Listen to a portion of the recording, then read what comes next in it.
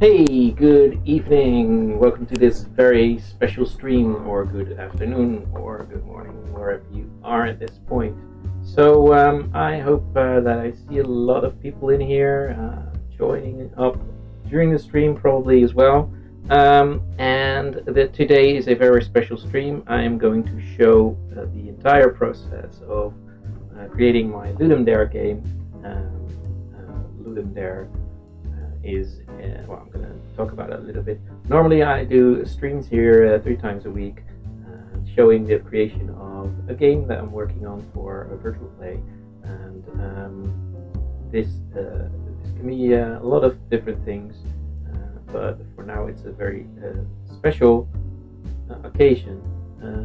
It did pretty well. Ludum Dare, it has a scoring system. This game did pretty well, and I got a lot of comments saying, how did you manage to do this? So that's why I'm doing this Postmortem stream.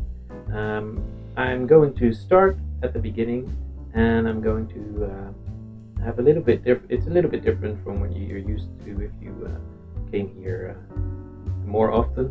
I'm actually showing just my screen and what I'm doing. And right now I've got way more tips laid out for you. So let's just get ahead. And also, usually you don't see this thing here. Well, it's also just illustrative of the way I was working during Ludum Dare. So League of Ultranormal Detectives. It's the game that I built, and it's Ludum Dare 47. Ludum Dare, just to start, is a game creation competition. It has been going on since 2002, which is why this is already the 47th edition. So this edition started on October 3rd. For my local time, it started at midnight, and there were... Oh, really? Yep, it fell. Sorry. Indeed. Here we go. That should be better. Thank you very much for saying that. So let's start again. So Ludum Dare, it's a game creation competition, and this is the 47th edition, just like I said, but now it's a little bit better able to hear. And then there were 3,200 games submitted, which means there's always like two times that many people actually joining before they actually submit. And so the Dare, which is actually Ludum Dare, which I should say Ludum Dare if it's like Latin, because it is. But I always like to think it as a dare because it is a competition. So a lot of people say Ludum Dare, and even though it's actually Ludum Dare, which means to give a game. The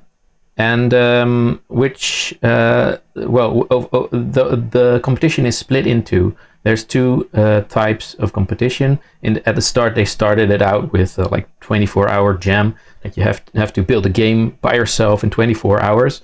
I think after like maybe the first 2 editions, or maybe a little bit later, I don't know, but at a certain point they decided that was way too short, and they wanted to do it again and again. And at first it was just a group of people who knew each other, like 20 or something, but by now it's about 6,000 people joining up, and about 3,000 of them this time. Last time it was even more, but this time it was 3,200 games that were actually submitted. So that means people made those games. That doesn't mean that they were all made by one person. So there's 2 versions. There's the jam, the normal jam, and there's the compo. And compo is actually like the classic Ludum Dare, the hardcore version, which means that the game should be made in 48 hours by one person, and with only assets created during the jam. So you're not allowed to use anything that you've created before, except for code and like tools. So the goal of, like, it has become more strict. So the goal would be like actually making sure that your tools are in order. Well, that's one of my tips, of course. That's one of the simplest tips, but I'll share a lot more tips with you during this stream. Over the course of these 48 hours, you have to do everything. The other, 2,400 games that are not compo, are just jam, and jam means you can do it with a team, and you can do it over 72 hours instead of 48, so that runs a day longer. So it's a bit more, it's less hardcore mode. It's a lot less stressful, I'm thinking, but it's still a game jam, so it kind of works the same way, only here you also have to collaborate and agree on stuff and things like that. So this makes it, well, the compo makes it a lot easier because you only have to deal with yourself when you're doing stuff, but it also means that you have to do everything yourself. So that means you have to be able to make art, to make music, or generate music in some way, the sound, the rules, the programming, everything you have to do by yourself. So this is one of the other reasons that I'm doing this stream, is to give tips for doing this kind of thing. Hey, thank you very much for subscribing. That's on, I'm sure that's subscribing on YouTube. Yeah, that would be insane if it was like the first stream I'm doing as a Twitch affiliate and then somebody would subscribe here, but no, it's on YouTube. So I'm oh, hold on, let's see, you got Scribe, you've got Prime, nice, that is pretty nice, thank you very much, thank you very much. I'm not sure that the something is not set up pretty correctly yet. Well, your first subscriber then, that's insane, man. I don't, it's not shown, so I have to set up my alert box properly to actually also show this, because this I just got affiliate, which means we get subscription models. So thank you for that. Very nice, very nice. And hello Yoey and hello Tom. Good to have a mod in the, oh, the statue was there as well, so good to have my mods here so you can ban people if they do stupid stuff. No, hopefully we'll all have nice conversation here. Feel free to ask questions in the chat if you want to know something like, how did you do this, how did you do that? Normally I'm just streaming for an hour, but this stream will be about 2.5 hours, something like that, until like, what is it? It will be like 9:30 local time here, but it's, yeah, quite a long stream, so definitely feel free to ask questions in chat as well. I will never miss one because I've got this thing in my ear that auto reads them. All right, so then let's continue where I left off. I was telling about the compo and the normal jam, and yeah, so I basically joined to.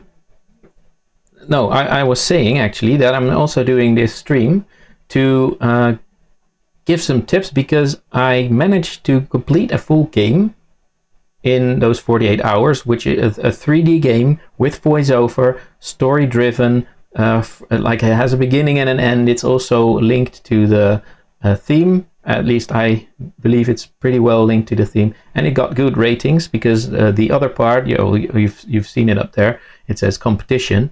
The Ludum Dare is a competition, and people vote on each other's games. So if you join Ludum Dare, you can also vote on other people's games. So at the end of the Dare, at the end of the jam, actually, you can play everybody else's games. Everybody can actually play those games. They're just online. And if you also joined and submitted something, then you can also vote. And by voting, you get more visibility with others who then can vote for you, etc. And that way I got 38 votes for the game that I created, of course. And can I turn this off? Huh, I can't. Well, so let me start with this this quote. It's one of the it's a quote by the person that somehow I found as and created as a main character. And it was a nice quote, so I wanted to share it with you. So habitual is the trance of ordinary life that one could say that human beings are a race that sleeps and awakens, but does not awaken fully.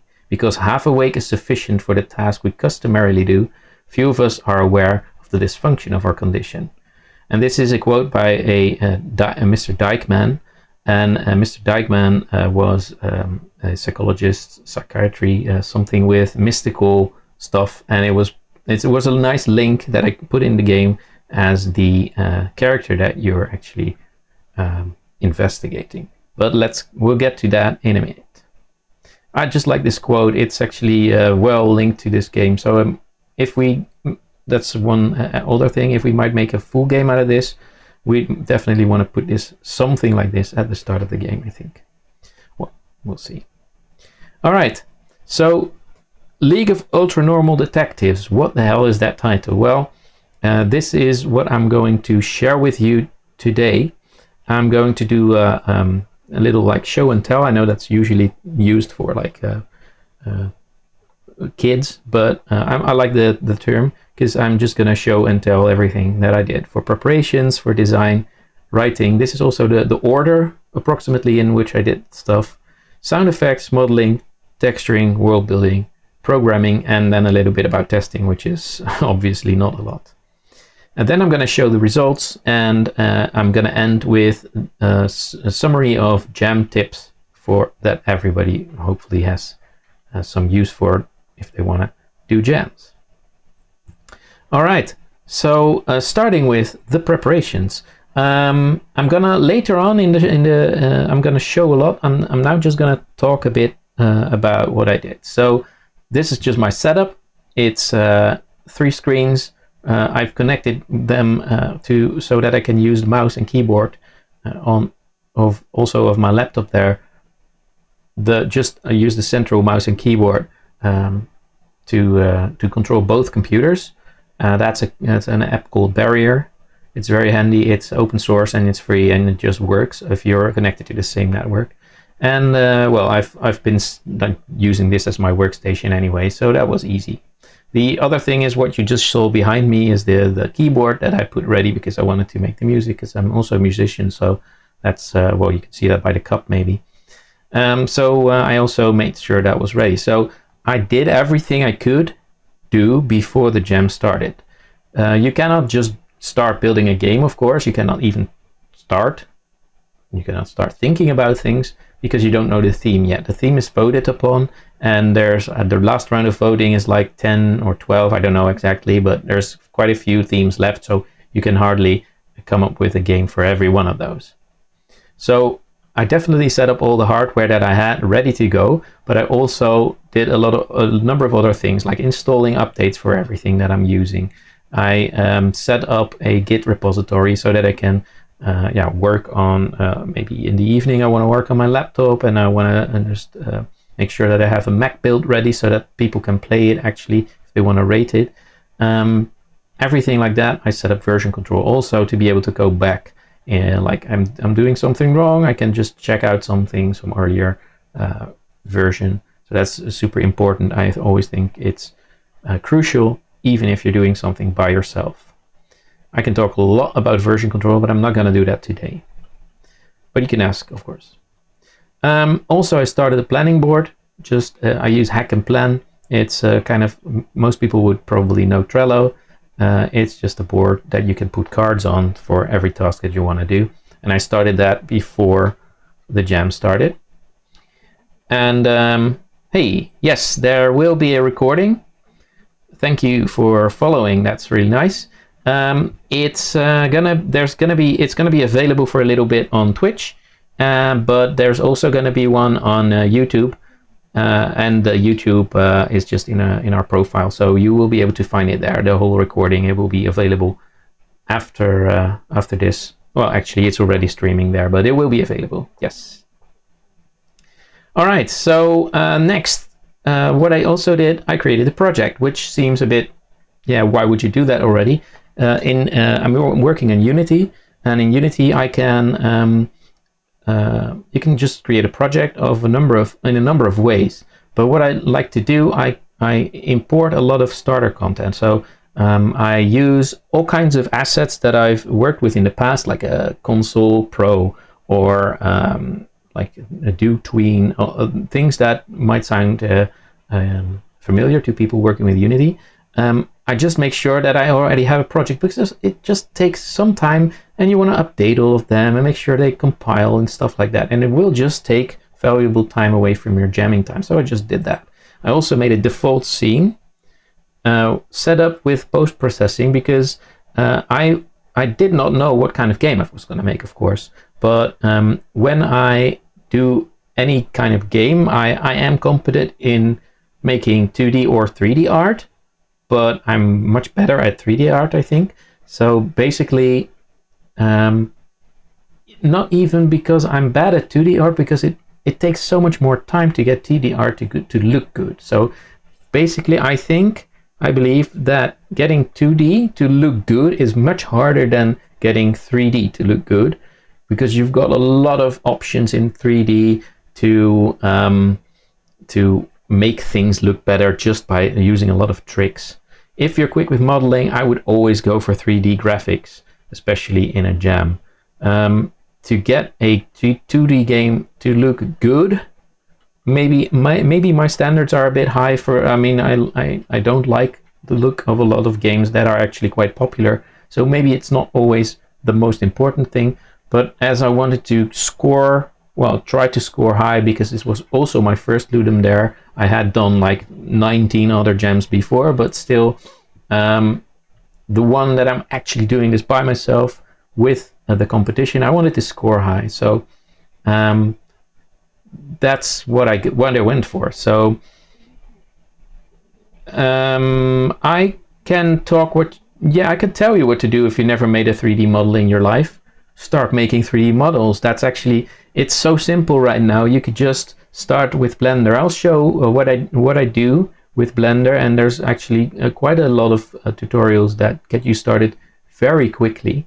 I'll show you a lot of shortcuts that I use to create things very quickly.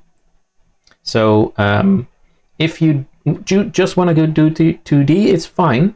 You can of course do that, and you can just use sprites and make a 2D game, no problem. But I would definitely recommend to anyone who wants to be like a serious developer, even if it's not indie, but definitely indies. Even if you only want to do programming in the end, or like stuff in Unity and scene building in there, I think it's always wise to just know what 3D modeling is about, to try it out a little bit, to get to know the whole pipeline of making a model. Something super easy, just a model and UV unwrapping it, putting a texture on it, seeing how that works for the artist side, because then you also know better how to explain that to artists if you're working with them. So it's definitely a good thing to do.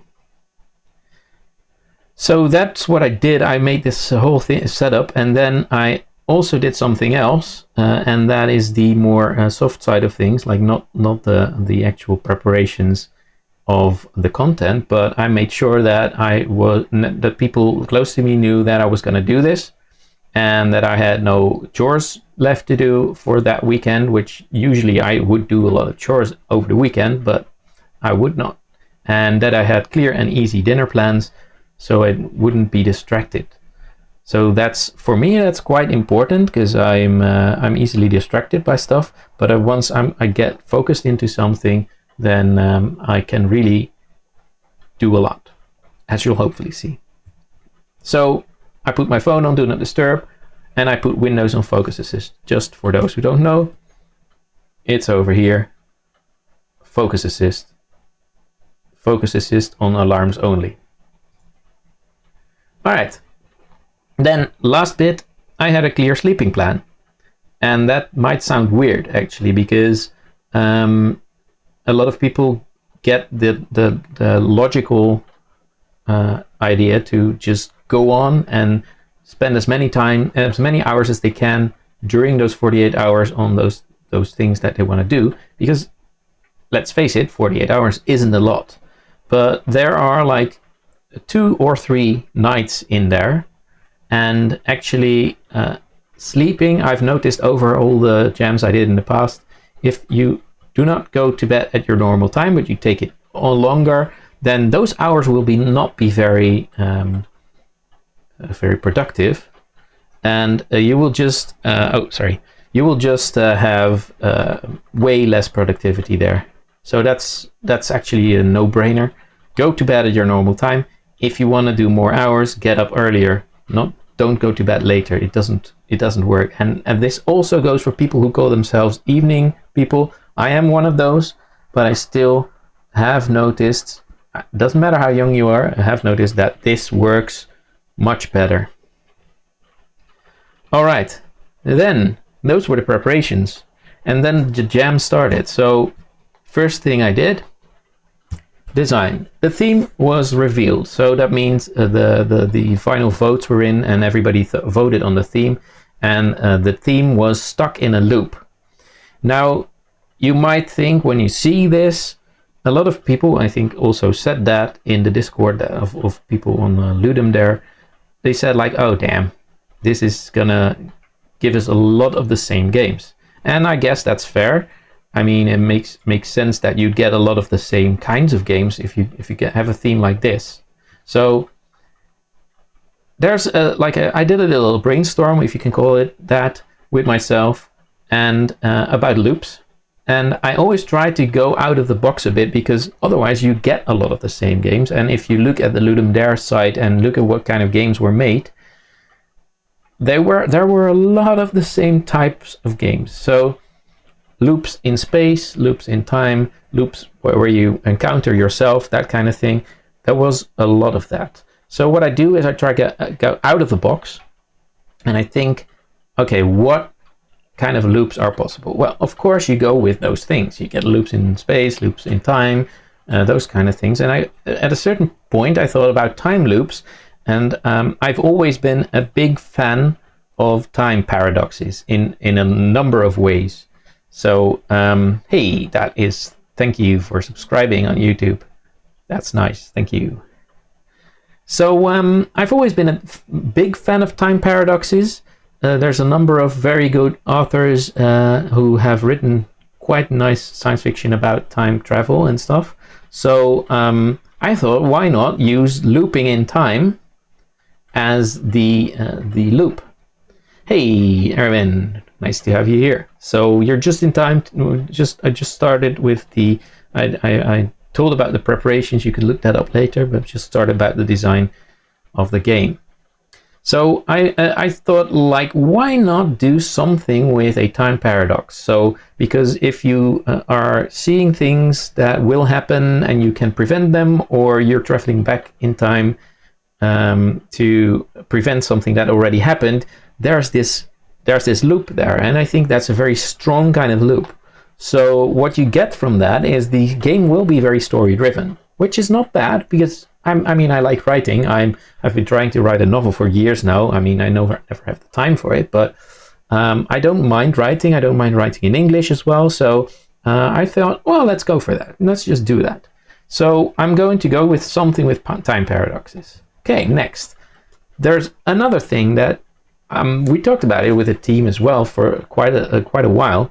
We want to make a game in a forest because it's really nice to build that world and make it feel real. And also we're doing a lot of VR, which of course the name Virtual Play may already suggest. We want to do a lot with VR. We actually didn't do a lot with VR yet. Some prototypes, but we actually want to make a game with a lot of atmosphere in a nice forest for a while. So that I had it in the back of my head already while coming up with the idea. So then from the time paradox, I came to this idea of, I think I've got my, let's see, what I did. I have a lot of sheets here. So let's see which one that was. To start with, I've got these huge, oh, that doesn't work, haha. Okay, so I've got these huge, well, let's just do that. Game design document templates that I can just scribble on. So whatever you could think of in a game is on there. So I just started scribbling some stuff at some formal elements, for instance. That's a very nice way to look at things. Like then you get all those prompts like winning and losing, resources, what players, what objectives, what are the rules, procedures, but also genre, or what platform is it actually going to run on, that kind of stuff. So I had that with me while designing. That's a lot of paper just to scribble on. I probably scribbled on like not even 1/5 of the pages. I don't know.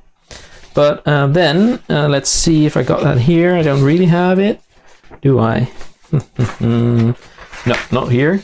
Well, I had this like note, bits of notes, and then I started like writing things down, and I thought, what if you can see things in that forest? Because I was thinking about the forest and about the time paradox. So what if you can see things in that environment that are either not there anymore, or that haven't happened yet? So basically something from the past or something from the future. So then I had this whole brainstorm, and it got to this idea. The idea would be, and this is the big idea, and that's one of the things that happens in a jam or in whatever brainstorm you have. You get the big idea. You start with the big idea, and when you don't have the big idea, that's even better, but it's really hard to have an idea that is small enough to start with. So this is the big idea. The idea would be that you are able to record a special kind of film with a device that when you play it, you can see what is different on the film from what you actually saw while recording. So you walk around in the forest, you record things that seem weird, and then you have to remember, when you're playing that back in your studio, you have to remember what was different from what you actually saw while you were recording. And that could be very subtle. You could see patterns in things. And then you go to the mysticism, you could find mystical beings, and they would chase you. And the evidence markers that you've put in the forest, they would be moved by them and removed. And you get this whole feeling of being chased by something that's also messing with your process, and it's getting scary and stuff like that. So then you would set traps for them to trap them in time, those mystical beings. But you would have to remember where they are, because you could run into them yourself somehow. And at this point that I had this big idea, I was actually thinking, okay, this is too big. So I started scoping. And scoping is just, I narrowed the scope. That's what I mean with scoping. And then what I scoped was one thing, like, okay, technical scope, very simple. I take photos instead of record video, like film. I like the idea of like having a special kind of film that can be sensitive to things you don't see, because they're echoes of time. But technically, recording video and having that playback in the game is going to be a lot more trouble than just taking a photo. Having a texture, a camera render to a texture, you can store a video. It's almost as easy to do, but I'm super sure that's going to be a lot of more difficulties with that. So that's one thing I did. And then another scoping thing. I'm not gonna have to people see, like they have to remember what is different and mark it or something. That's going to be way too complex. It's just going to be objects or things that are different from what you've seen. If the photo captures those objects, that's a good photo, and you just pick those photos. So that's that one scoping down as well. Then I went into, like, this is a bit of story scoping. Okay, seeing patterns, mystical beings and stuff. It went into just a murder, and then you discover that the murder hasn't happened yet. That was that's one of the twists. You always want, because it's story driven, you want twists, and especially with those time paradoxes. So in this twist, you discover that you, the player, are going to commit that murder in the future, and then that's weird because you still have to commit it then. So you could just choose not to. So then the next paradox, and that's actually the second time loop, would be finding out why you need to commit that murder. and that is the mystical creature. That's the scoping down from the mystical being. It's some evil creature, and maybe it's even chasing you, but let's just keep that as a stretch goal, the chasing, because it seems like it's not even necessary for this full game. It might make it nicer even, but not at first. So scope, yeah, from this scope you could actually say, okay, let's go down into the details. So I did. I'm just gonna take a little sip from my smoothie here. So I started writing, and by writing at first I mean detailing this design. So I have to work back from the ending, because there was somehow a necessity to kill this evil creature. Later on I'm going to show a lot of graphics, of course, but for now it's like this: there's an evil creature, I have to kill it. Why would I kill it? Well, somehow this creature would show itself as a human. That was the first thing I came up with, because that would make it very much interesting to discover that it's actually evil. And then I thought, like, maybe he doesn't even know that he's evil, and the human side is just like it's awake during the day, and at night it becomes an evil creature. But then you get the whole werewolf thing, so not sure yet if that would be the thing. That I definitely didn't want it to be another werewolf, so let's just park that. Maybe he doesn't even know it. And then the creature has done evil deeds in the past, and you can discover them by taking the photos.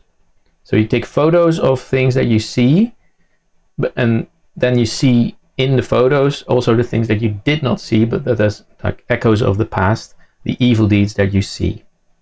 Or you see the result of the evil deeds, and in the photo you see the evil deeds themselves, or the way it was before. So there was a little bit of a problem here. Like, why would I kill this creature if I could just get help from authorities?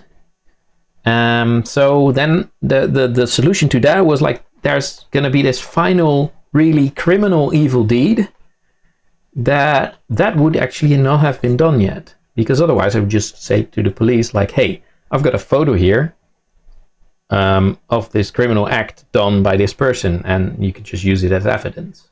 But somehow in this story the police would have to be very skeptical about things that have not happened yet, and they couldn't really do anything with it, so that the player would actually feel the necessity to jump in and take matters into his own hands and kill that evil creature.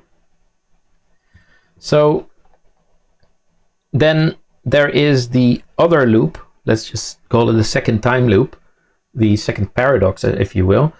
You have to discover that the evil that he's going to commit will happen, and that you see, okay, I really have to kill this creature. So there's not a lot of time to write a lot of story, but that should be something you discover. And then what I call the second loop is that you have to discover that you are going to kill this creature. So there's one little loop in the game that shows, okay, I'm seeing that this creature is evil and I do want to kill it, but first I have to discover that I'm going to kill it. So that's actually the second paradox. Then you get clues. I will need clues for this game. That's what next thing I wrote down. I need clues to find out that I will kill him or it. And then the second wave of clues would be to find out why I should actually, so that I actually will. And then a little bit of mysticism extra is finding a shape or a symbol, but I thought, like, let's keep it simple and use the same shape in all the evil scenes. I drew that shape. I was doing that a little bit like here. You probably can't see it like this. Oh yeah, you can.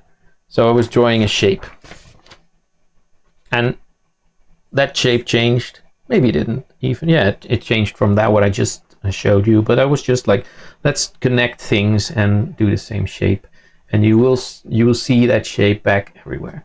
That was kind of extra. It wasn't really necessary, but it did add a little bit to the feel of the game, the mood, which would be very important for this, of course. Oh, haha, that goes too far behind me. So I put the photos on an investigation board. That was actually a nice thing I did there. Because then if I put those photos on a board, then I could form that same shape, and all the things that happened would also have happened in that same shape. That was the idea. Yeah, okay. So then I thought, like, okay, if I have an investigation board, maybe I'm a detective, and I have special film because I am that detective that solves supernatural mysteries. And okay, then I started thinking about names, and I made this nice little play on the name Ludum Dare, LUD, the first letters of Ludum Dare, League of Ultranormal Detectives, and it was a nice thing. So I stuck with that, and I took the ultranormal into the story as being some kind of energy, ultranormal energy that you can see on those photos. All right, so then I need an intro because I am going to start from this design details into like actually writing, and then the intro would be like there's something going on, some start needs to be there, and you have to get hired to investigate because you're now the detective. You have to get hired to investigate this mystery, and there should be some kind of mystery. And then I thought, like, maybe you can even be hired by himself if he doesn't know that he's the evil creature, and then you get another little twist in there. But once I started writing this, it was a bit too much, so I actually took those two out. So he does know that he's evil. He's just posing as a human, and or actually we don't even need to tell anything about it, but you don't get hired by himself. So you just get hired to do something about this situation here. So that's when I started, next phase, filling in. So I have to think of all those clues. So the story points, the game would be made up out of the points of the story being finding all those different clues, and those would lead to uncovering what happened and what is going to happen. So basically, for any story, you need an intro and an ending, and it's the intro. I would just write something and it would be fine. I know. It's just somehow you get a task, and the main game loop I wanted to actually make a bit repetitive for an extra wink at the looping theme, which people actually picked up. I saw later in the comments, so that was nice. And then, of course, there has to be an ending, and I already knew what the ending was. That was the murder, so that was easy. The intro is getting the job. The ending is the actual murder. So then I need the clues. So what's all those points in between? Well, first clue. I have to find out I'm gonna kill him. So I need photos that are echoes of the future, because I found out that I'm gonna kill him. It hasn't happened yet. So first thing was obvious, actually. I'm finding his grave so that I know that this is what I'm looking for. And the game should somehow lead me to these things here. Okay. Second thing I need is a murder weapon. This is actually pretty simple writing stuff. So from the murder weapon, I have to find out that I am actually the killer. Those are actually the only 3 points that I need, because I don't want this game to be super, super long, because then the repetitiveness of the main game loop would be so tedious that people would actually stop. So these 3 things I need for finding out that I'm going to kill him, and then I have to build up to find all kinds of evil stuff, more and more evil stuff that I have found until there's really a real criminal one, but that has to be something that hasn't happened yet. So the first 2 will be in the past, and I thought, let's do murder, but then I start with killing plants. Nobody will arrest people for killing plants. Well, if it depends, maybe if it's like ancient trees that were protected or something, but in the beginning, no. And then killing an animal, not something you could easily call the police on for people, like arrest this person because I've got a photo of something has happened to this animal. It could still be, but not enough to really get him behind bars or something. and then leading up, of course, to actually killing a human, but that one has not happened yet. So at that point, I thought, okay, then I also need some kind of proof, or at least a photo, that the evil creature is the guy himself, so that the player, or the character that the player is, will actually know, okay, yeah, I'm actually gonna kill this guy. There's no other way. This is what I have to do. First, then I started filling in what the clues could be. So this is all in the first hours, because this stuff, I didn't have a lot of hours, so I really needed to do this very quickly. So some of these things are a little bit like super logical open doors, I don't know, but that's what you get. Okay, so gravestone, finding a gravestone that is actually not there yet.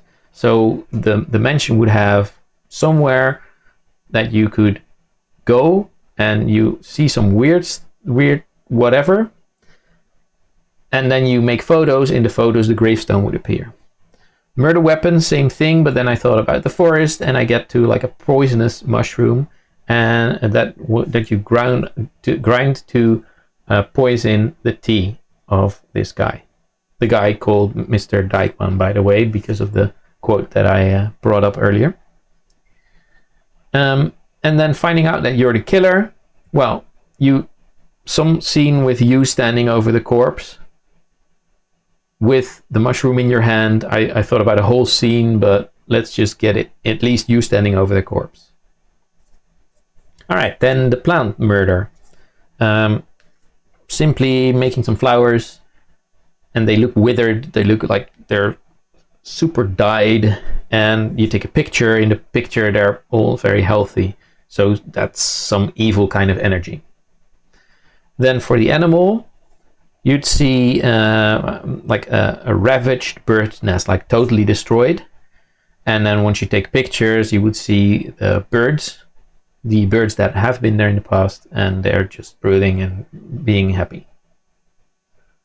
Still could just be a fox, it's not super clear there. So then you see the human murder, and I thought like this could be a very interesting number of scenes, but it still has to be done in a little bit of time. So I will just make it a baby that has disappeared from its parents. So in the forest, I'll make a forester's hut and put in a family there with a baby. And once you've taken a photo of that scene, you see the photo, then the baby's gone and the parents are crying. So that's basically the hints. And then you need some kind of proof that the evil creature is the guy himself. I thought like, okay, let's put an altar in his house with a mysterious shape. If you take a photo, you see him standing there doing some ritual. And that would be enough of proof together with those other clues. And it would actually nicely wrap up the story, so that after you find all these clues, you actually go through the first clues that you found of him killing him. And I thought it would be nice to do that in the daytime, while usually you take those photos in the nighttime, because the energy, like the sun just blocks the energy from a photo, so you wouldn't really see it on a daylight photo, but at night you can see that ultra-normal energy. And then in the end, the killing, you could just do that in the daytime, because in the night he wouldn't be drinking tea. So if you take all this together, and a lot of it's not explained in the final game if you've seen it already, but it's all implied. So hopefully all that would make sense, and then I would get to some design decisions, technical design decisions. I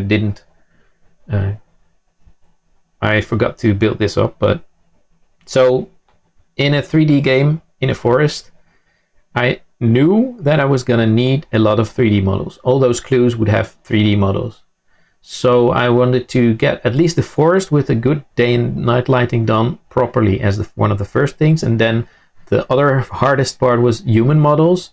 I'd keep them as simple as possible, but it's still hard to do that. There's a number of tools to create simple human models, so it's not like I would make that like sculpted by hand, but it's still a lot of work to get that. And then the second technical design decision was like to get it mystical. The mood of the game will be very important. So I'm gonna aim for high-end PC stuff. I'm not gonna put it on the web with WebGL. That's no time to do that because that never runs smoothly.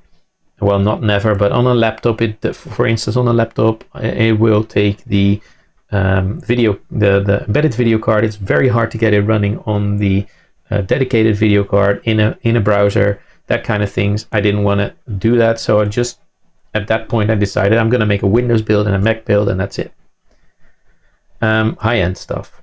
And the other thing that was important for the mood is the music, of course, because if this is going to be a story-driven, mystical game, the music will also be very important. Then I also decided, because there is this detective, it's a very nice thing. I actually had that in the back of my mind already while I was thinking about it, this detective thing, is to do a voiceover, because I'll just I'll record that. I sometimes even do voiceover work, so I could just record a voiceover in no, detective, I'm thinking about this, and that kind of voice, and just to tell what he's thinking all the time. If you only do it in text, it's just going to be way less, it's going to have way less impact. And then the camera feel, like the way that you take photos, that should be a nice thing as well. And actually was already thinking, okay, I'm going to need some extra render layers and some extra post-processing to make those photos look like real photos. So those are some technical design decisions I made at that point. So now that I've written everything, I've actually, at that point, I wrote most of the texts even. So I just, this is actually the sheet. I will, hold on. Yeah, so this is the sheet that I wrote on. Oh, it's I'm mirrored. Never mind. Okay, that doesn't really work. I'll go back. Yes, that's so I can actually point in the right direction. I'm mirrored. Well, I just made some notes, like what, how, and stuff. 3 phases, and then this was already still the phases with trapping yourself. But then I got to those voiceovers. I don't even see that text here, but it was just one of those, the same kind of pages that I used to write down the texts. Actually just wrote all the voiceover text first for this, like what was going on, and that would be the whole story. And then after that I wrote a little bit of intro, but that was just later to make everything complete. But I wrote all this text, and then I really started planning, and this is it. So this is the end result. So I didn't have all this up, I think, really at the start, but most of this was up there. These are cards on Hack and Plan, and I had specific types of cards. There's you can see that in the icons. There's these. This is game design, writing, audio, ideas, programming here, and art. Well, you already see here, but as I told just now a couple of minutes ago, that the art will be a very heavy side of this game. So then I had these lists.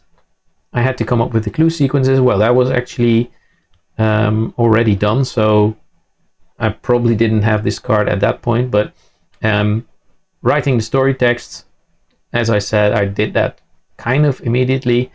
And then I had to do the voiceovers because I wanted to just get that out of the way, do the music and the sound effects first.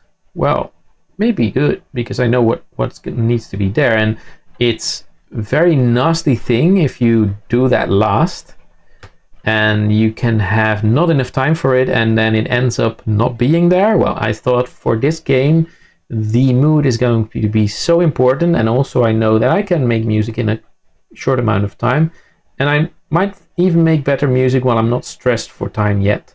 So that was a choice. And then sound effects, sure, let's just record them immediately anyway, so that the sound part is just done. I had some stretch goals that I put down there, those traps and the monster hunting. They didn't make it in the end, so that's also why they're called stretch. Then the programming, well, I needed a lot of things. I needed first-person camera control because, well, yeah, you have to run around and take pictures.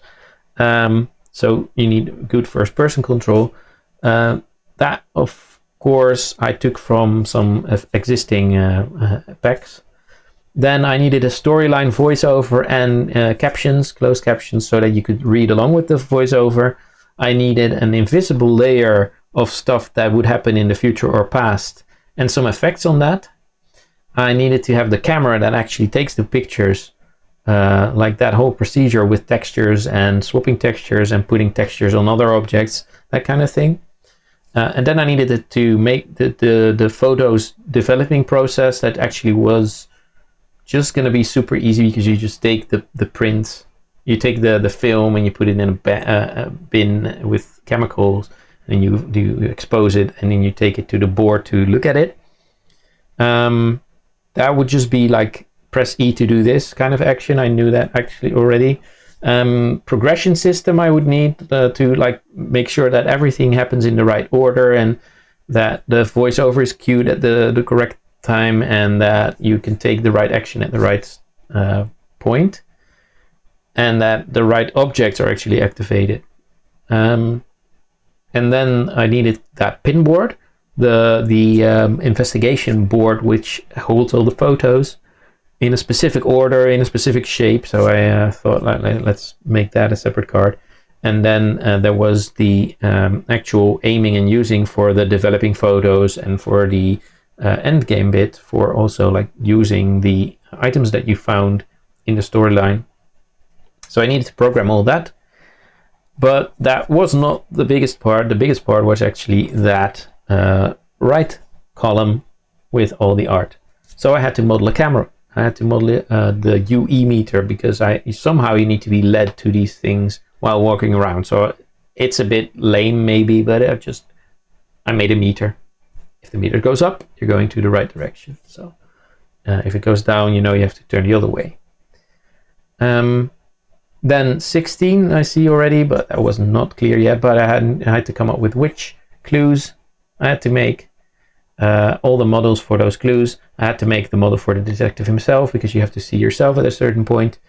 At first I even thought you'd see yourself in the mirror before going to the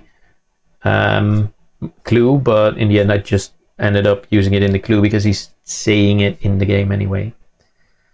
Then some assets for the forest, like trees and bushes and mushrooms and stuff like that.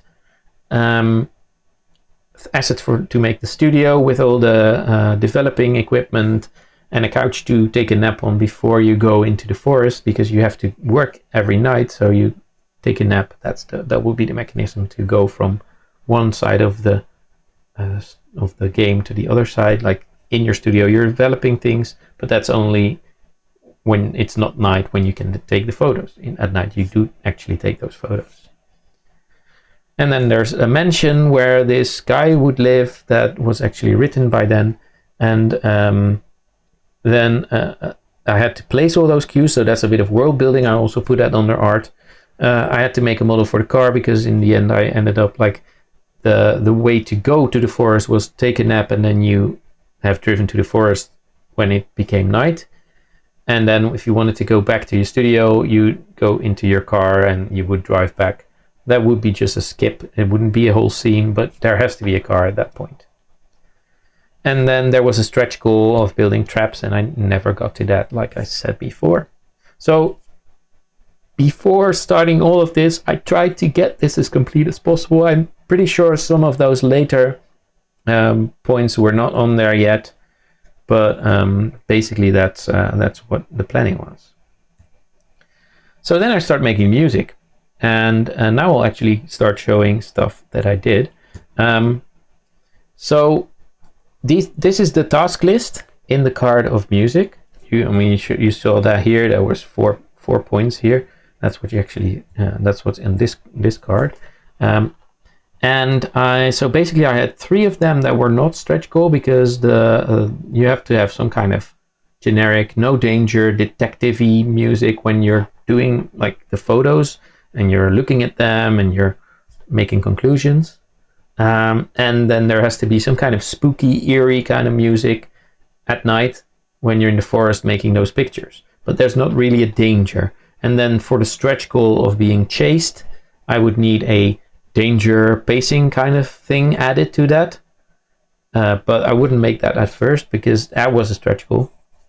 And then for the end game, when you are actually going to kill this evil creature, but you already know you're going to succeed, so it's a bit weird. It's tense, but it's still also a bit of a resolution, a bit of a conclusion. And that's another bit of music that I needed. And I came up with, let's do the hardest one first, the eerie one, because spooky eerie is pretty hard to do. So I tried that first. Something with strings and piano. I thought like weird chords, it needs to be eerie, so weird chords are definitely there. And then the no danger bit, I already had like, okay, that's gonna be a bit like a honky tonk bar piano. I would just play that because I play piano, so I just play something and then record it. Don't think about it again. Maybe tweak it a bit. Sorry. And then the end game. For the end game, it would be a little bit strange, layered, affected thing with electronic kind of bits in there. I didn't know exactly, but I had this weird. It has to be a bit weird, but nice layers. That's what I thought, because it should have a build-up, ideally. So a lot of layers. Yeah. So at this point, I would like to show that. I don't know where. Oh yeah, here. I put it on my desktop, didn't I? Hold on. Because I'm gonna show you what I did for the music. Did I actually put it on my desktop or what? Here, yes, there it is. All right, so I hope that you can actually hear this. I'm just showing a screen cap of my Mac because I did this all in Logic, and Logic is running on my Mac. So do I actually hear the audio here? Let me check that. No. There we go. I have to stream that over there. Should be able to hear that now. Let's see. Yes. Okay. So I started this test of what I said, like the eerie sound with strings, and then added the, let's see, piano there with the same chords, and I added this third layer here, and I was not sure yet, but I was just trying this out. So that was my first bit, and then I went for the little piano bit. That's here. I just played this on the piano, just recording it, and then I later added a copy of the same with a twisted effects on it, and then it wasn't really complete, so I took the bass line out of this thing here, there, and I copied it to a bass, and that made it more complete. So yeah, this was just me playing on the piano, and I did it not really very steady, not with a metronome, just a little bit like that. So basically giving nothing much is going on kind of vibe.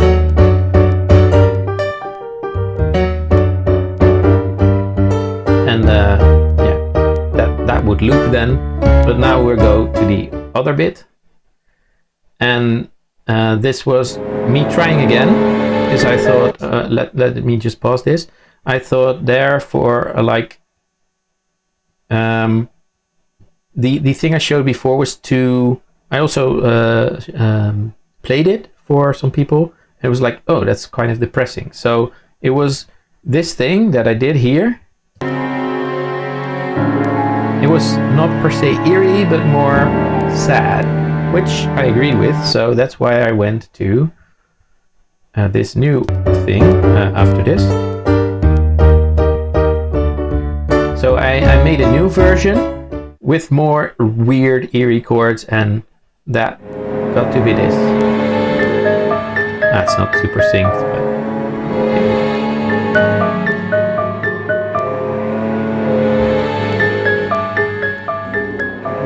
so a little bit of details in there with gongs and stuff.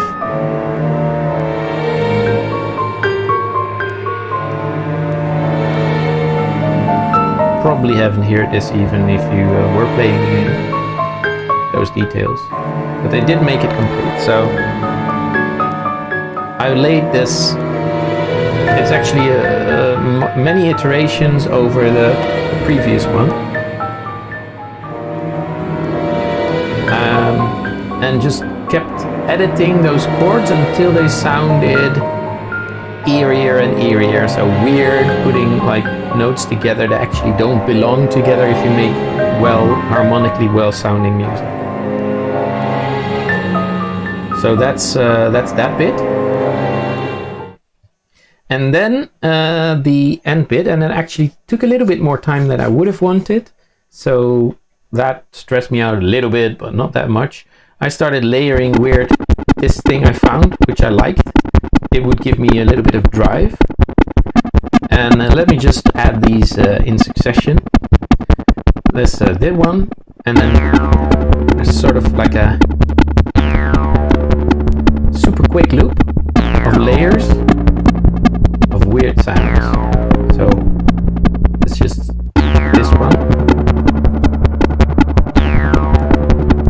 All kind of electronic, but also a bit weirdly eerie.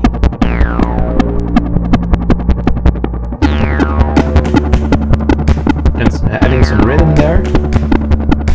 And after that, adding even more rhythm. So then I started experimenting with some other kind of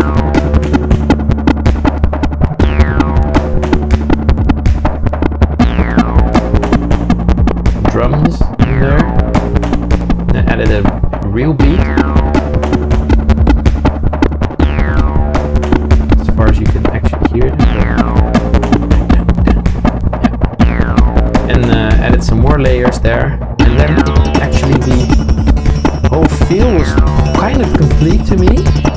But it did miss that little bit that hooked it up to the rest. So I added some strings. Which you don't really hear here actually, I think. Well, there were strings in them, and then at the end I added a piano lick.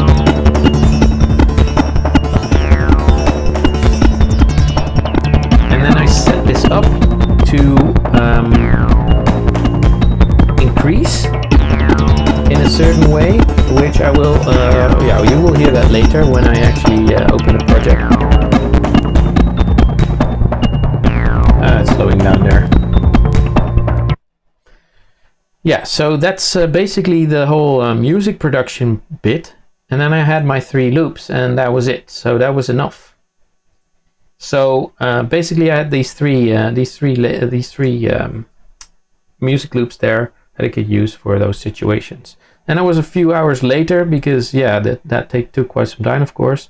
But that's fine. It had to be done, and it was going to be important if I wanted the mood to get the mood right. So I actually spent quite a bit of hours on this. I'm not even sure how many. I think 3 or 4 hours if I look at this. Yeah. So that's because the mood was important. Of course, you don't need to, and especially if you're not very adept at doing this, you don't need to spend that much time on it if you do something like this. But I did that. And then the next part was the sound effects, and that was actually pretty short here. I had 2 things. Well, actually, one was very short. That was the camera shutter and roll, and the footsteps. Well, the rules of Ludum Dare say you have to create all the assets, Ludum Dare, you have to create all the assets during the jam. Now, fortunately, I did have this thing. I hope that I can show this. Yes, I can. So I have this old box with a camera. It's from, I don't know, 1950s or 1960s. I did some Foley recording of this thing. And, let me not drop it right now. This thing is a camera from, I don't know how old exactly, but it's pretty old. And it's an old SLR camera, so it's a mirror reflex camera. And I just recorded the shutter, and I had some trouble because it jams all the time, and now it does as well. I just recorded the shutter sound, and what I also did here that I usually don't do, I did not pick the right microphone and stuff like that. I just used this clip microphone that I have here, and I just recorded it with this clip microphone. Because it didn't have to be the highest production value, etc. So basically I did that, and later on I was also going to use this camera for modeling, just because it makes sense to use the same thing for that. So as an example. So that's what I did. And then I had the shutter, and I had the roll forwarding sound. That was like a couple of minutes. I had to find the camera in the attic, but that took more time than actually recording the sounds. Then for the footsteps, you can look up a lot of videos on Foley recording. I would highly recommend it to people who want to be indie, especially if you're doing game jams. Look up how to do Foley recording. You listen to the sound, and you try to listen to it in a way that, like, just isolate the sound and think of what else could make this kind of sound. So for the footsteps in the forest, that's what I also needed, footsteps, because that would be really weird to have walking around in the forest without footsteps. And there were footsteps in this Unity library, but as you have to make all the sounds yourself, I could not use those. So there was crisp forest leaves underfoot. So how does that sound? Well, I thought, okay, let's just record a crumbling plastic bag. So I recorded that like 20 times I think, and then took 6 samples out of that. And then last but very much not least, I had to record those voiceovers. So what I did, I took my sheet of paper and I read, "Hey, I did that in a special voice that required a lot of drinking because I had to cough all the time because it was way too low for me actually. And then I affected that just a little bit after. But for the voiceovers as well, I did as much as possible in one take, and I didn't keep like trying out, oh, that was not exactly how I meant it. I made some weird pronunciation mistakes. I didn't care. I just recorded it at once. That was fine. As long as the voice, as long as the acting was okay, the exact errors didn't really matter to me. And it went okay. So I did that in quite a little bit of time. All this was within the hour. Some quick editing. I just took out the good samples, chopped them up with Audacity, and I just saved them as separate little clips so I can put them in Unity. So that was all the sound bits. That's actually super, super quick.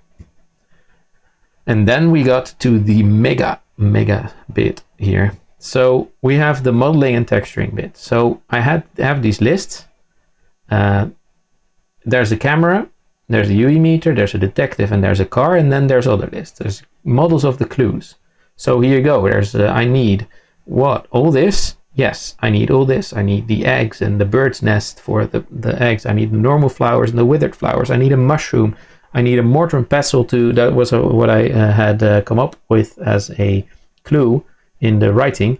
I need a mortar and pestle to show that somebody you have ground those mushrooms, or that mushroom that was poisonous. A little table to put them on, a gravestone, the actual Mr. Dagman, the evil creature's human side.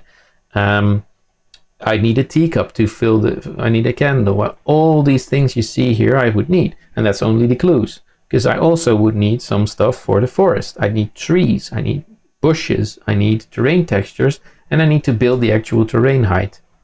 That's also some modeling, but also some texturing.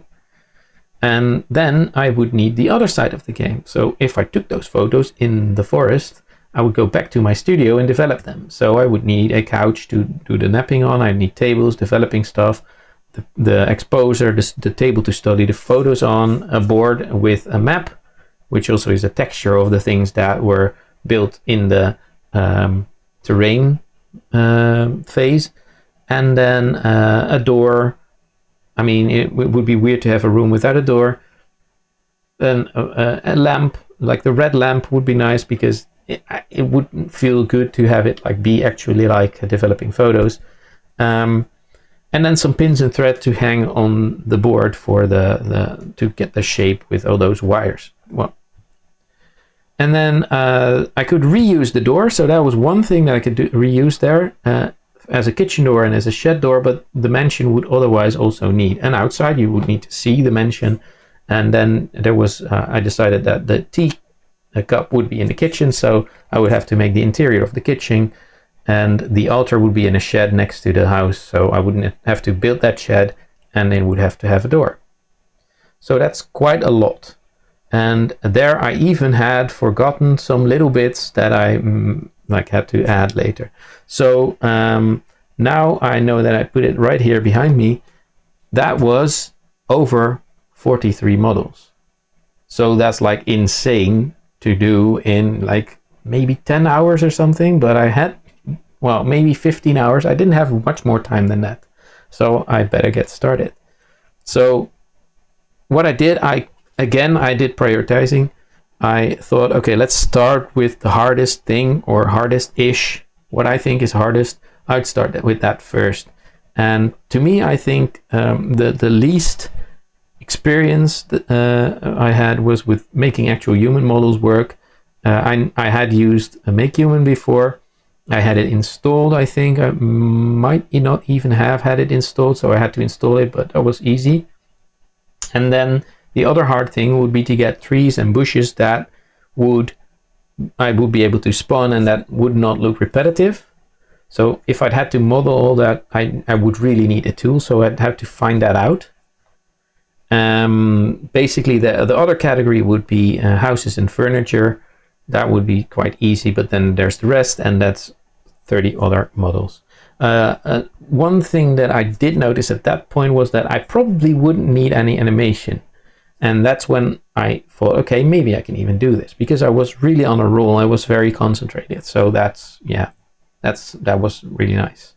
So I would need some posing for the human models, of course, but I wouldn't need to make them move actually.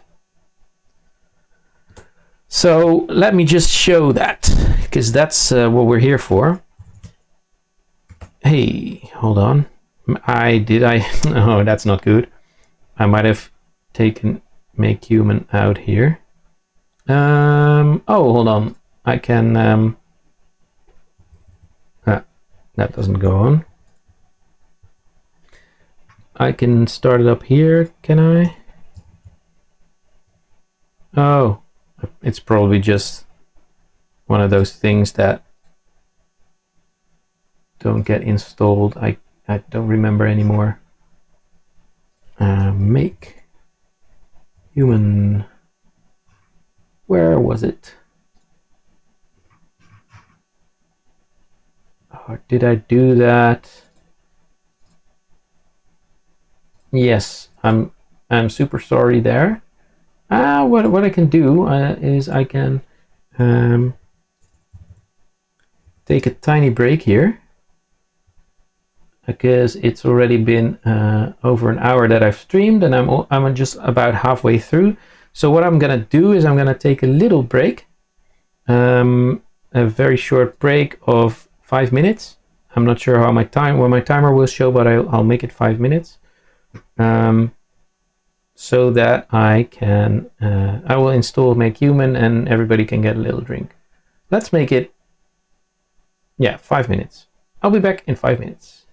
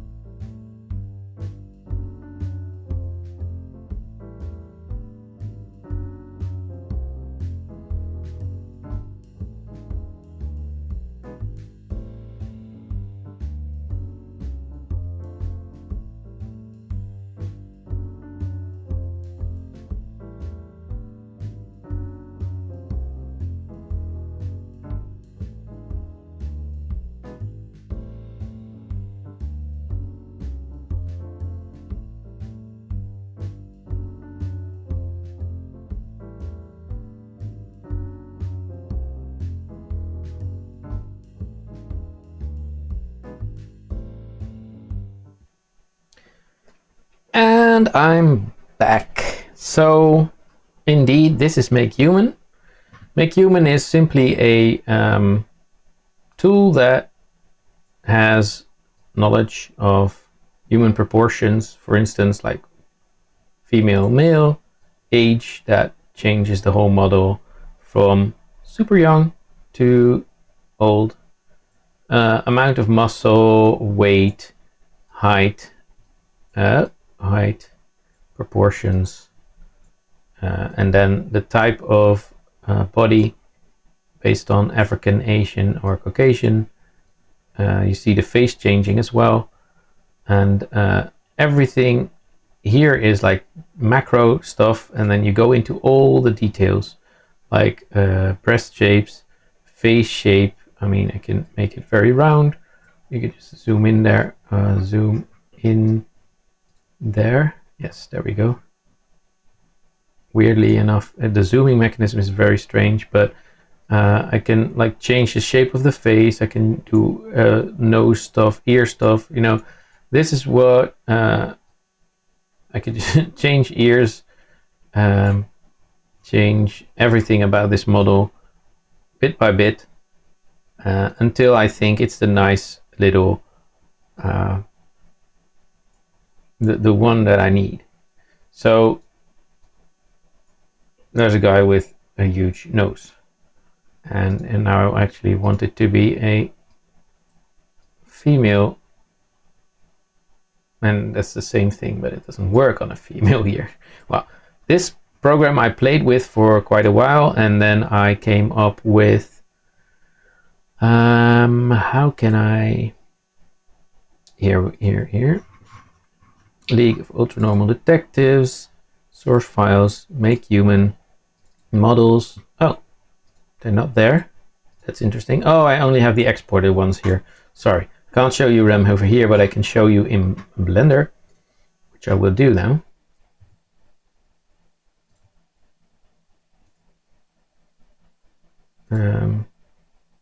I want to exit. Yes. So basically, in Blender, I can I can actually open some of those files. Documents. League. Oh, it's been a while, so it's not in my recents. I go to my source files here. Here I've got all those bits here. I don't have the make human models in here, so I can actually not show them right away, but I can import them. Importing the FBX, and there I go to League of Ultranormal Detectives, make human models. Oh, here we go. There they are already. In make human, I've got them. And these are the models I made. I started, I think, with the detective. Oh, these are later. I don't know what I did there. Oh no, that's actually the first one then. The forester wife as well. I don't. The file dates don't make sense, but actually, when I zoom in here, you see that it looks quite weird. I will try to turn off the bone display that way. This guy didn't have a texture yet, or did he? Oh, he did. I made a texture simply on painting in Blender, so it's a super simple way of. I'm not gonna show this except for in some photos. So what I did is I painted directly on that model here. So in Blender you could just do that. I paint on the model and the texture gets changed. So I want to make him to Superman. I could just do this. I don't know. No, it doesn't work. And something like this, and it's a Superman. And I mean, it doesn't work like that, I know, but basically all I had to do here is give it a little bit. I mean, the material here doesn't make sense, but it's not displayed as material. There we go. Just make that look okay, just by painting on this default texture that you get with that make human generates. And I actually didn't even take the feet and make them into shoes. I just made them dark because nobody was really gonna pay attention to those anyway. And what I otherwise did after that was I did some sculpting, because in Blender you can do everything in the same program, and basically took the toes away just by sculpting something like, I don't know, I actually had my drawing tablet there. I probably used inflate, where's that thing, and a bigger brush with more strength, and just did this kind of thing to create kind of shoe shape without ever bothering to check out without bothering to fix the errors in this mess that you create then, because I was just needing more time. So I did something like that. Also, for just smoothing this out, I did something like this. Oh, not that. And then he didn't really have those features there anymore. Something like this for the butt, so that it didn't show as a butt but just as trousers. I don't know exactly how I did that again, but I just used some brush for that. So that's one trick to get it in super quickly. I wouldn't recommend it for any game that you're gonna ever like publish or something, but for a jam it's fine. So basically the next one was the Mr. Dagman, which would be an evil weird, like I made quite a different, let's see, which one is it? Hold on. Ah, there we go. And delete hierarchy. So there we go. Mr. Dagman. This one is not has not been textured there yet. So this is the output I got from Make Human. I made him a bit skinny and a bit non-determinate. Like, is he indeterminate of like race? It's a little bit Asian, a little bit Caucasian, maybe a little bit African in there. So I did that especially to make him look like a fake human. I don't know if it worked, but then there was the forester, who had to be a little bit more like, well, there you get it, like muscular, rough kind of guy who would chop a lot of wood and stuff. So you get that. The let's see, the wife of the forester, simple but rugged type, you know, strong, also a little bit strong because she would take care of everything.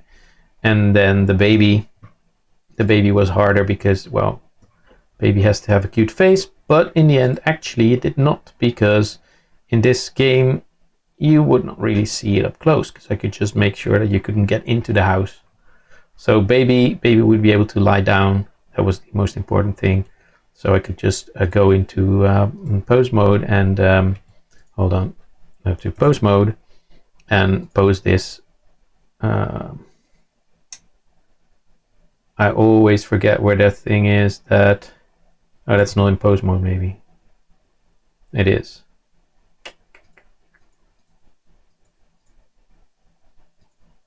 I always forget where the show this on top is. Oh, in front, there it is. I would just pose this baby like simply rotating some joints and laying it down like that,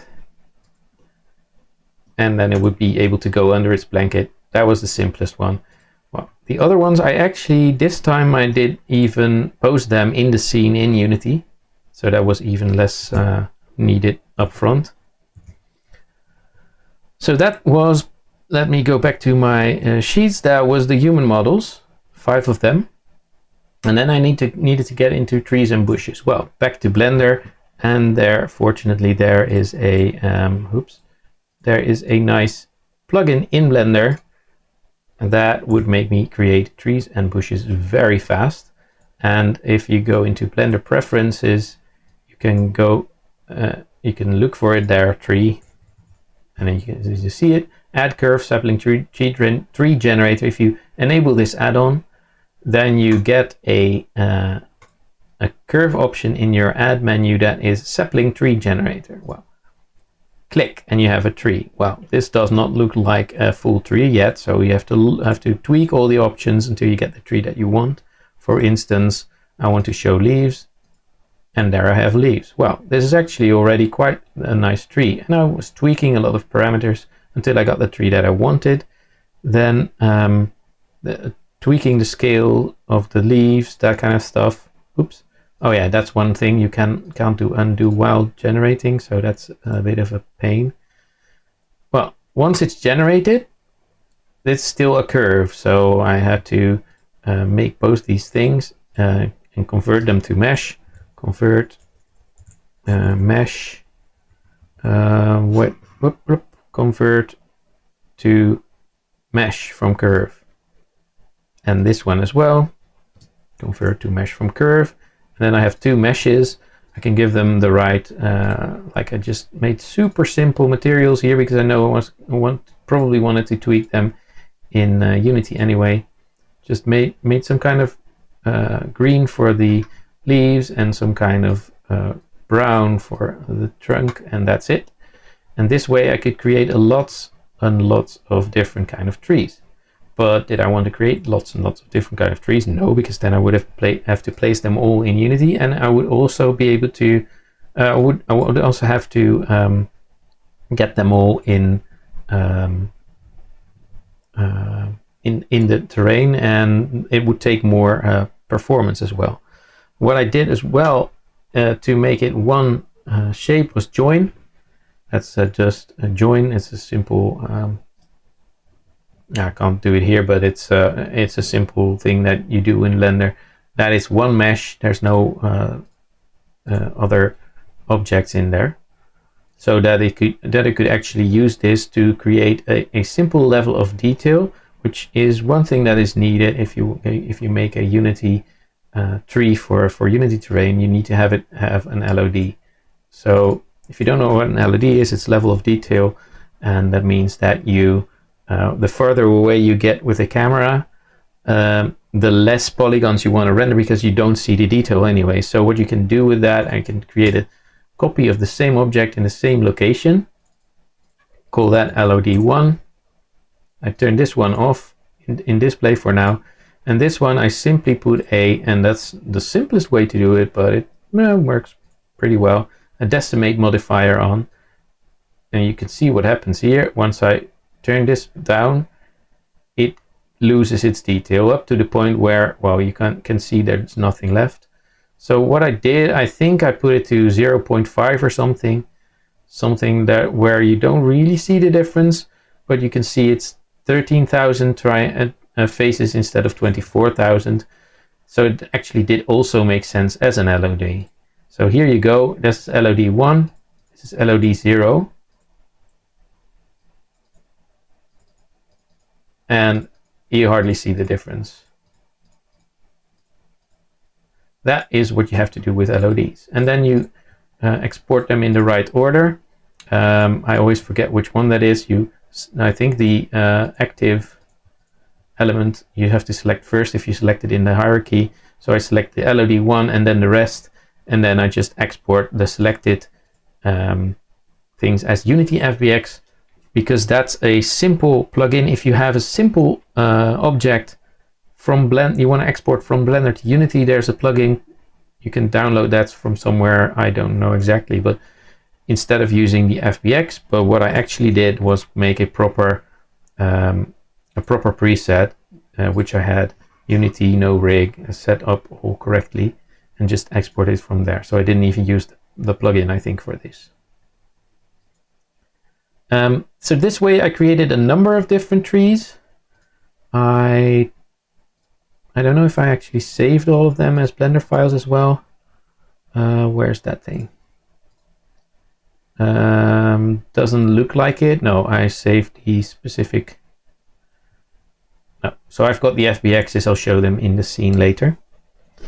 That's how I created trees, and also created bushes, because with this same tool, of course, if I use this tool to create a lower thing, where we go, like geometry, the scale of the tree, I put that down a little bit, but then there's like the way you can distribute the branches, and I made some of this shorter, I think. No, that's not that. Well, I tweaked a lot of those values until I had like a bush, and then I had the bush, and I actually, when I join this, convert it, and then join it, and then I could just scale some stuff so that you get like bushes.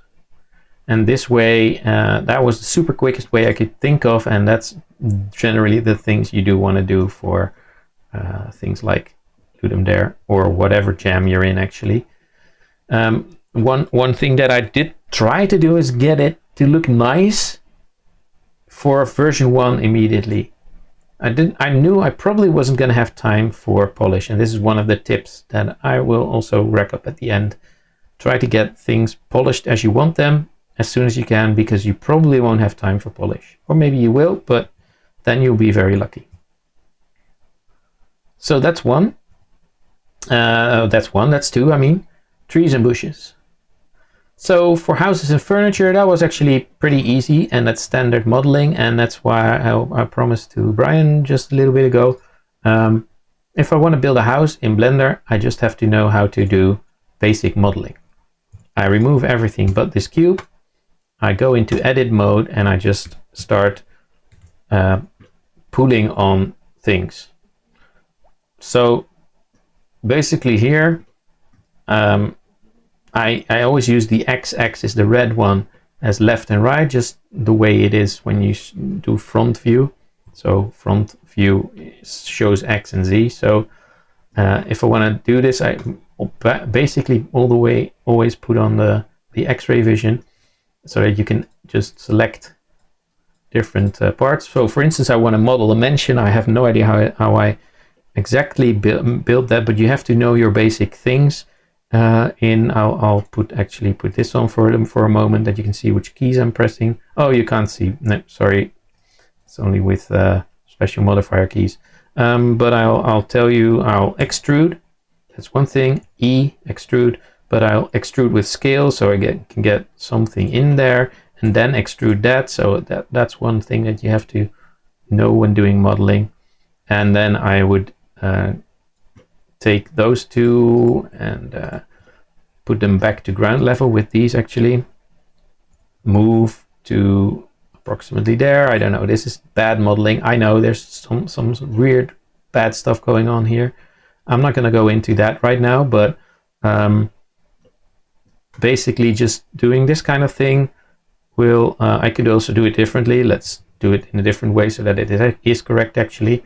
I'll select these edges and subdivide them, and then I have another layer there, and now I can move that up,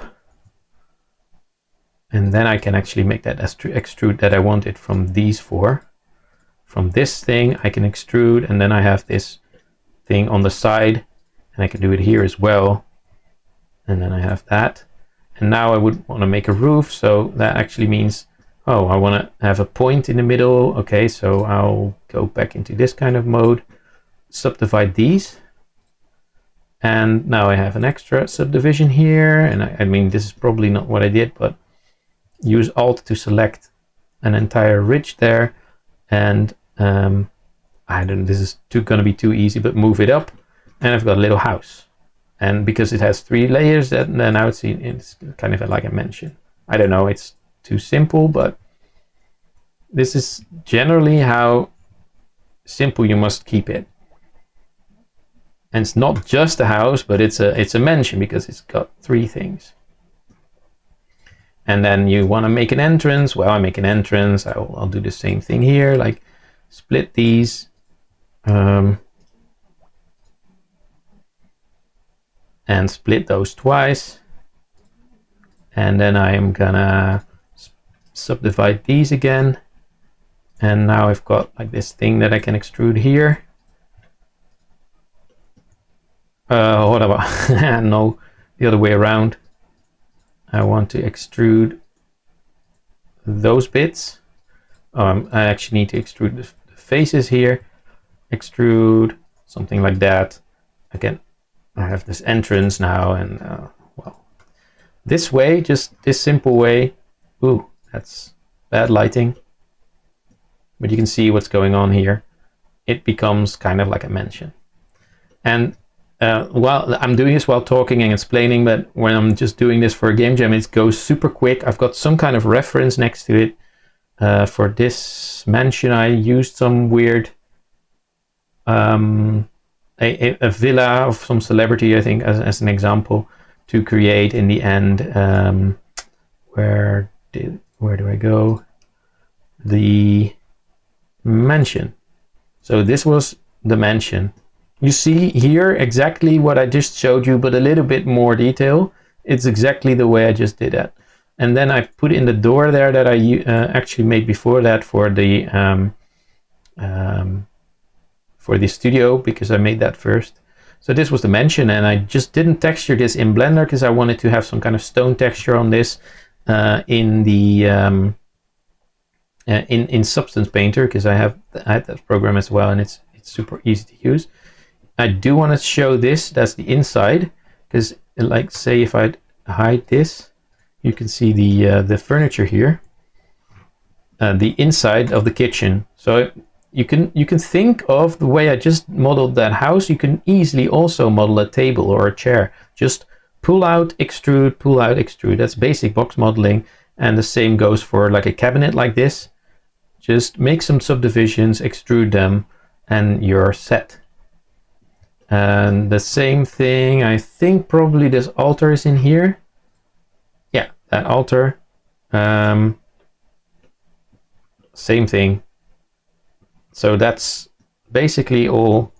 Oops, I mean unhide. Yes, that's basically all that I needed here. And the other thing that I needed is for the kitchen door to be able to open, and for that you need to really make sure that you put the pivot at the right point. And that's a shitty bit in Blender sometimes. There's add-ons that can help you with that, like a pivot. I don't have that here now. As an add-on, could say like to the top left or that kind of stuff, so that if you rotate it on the z-axis, it would actually just open instead of it rotating around the middle. So I put the pivot point there because I needed this door to be able to also stand open like that, so that you can go into the mansion.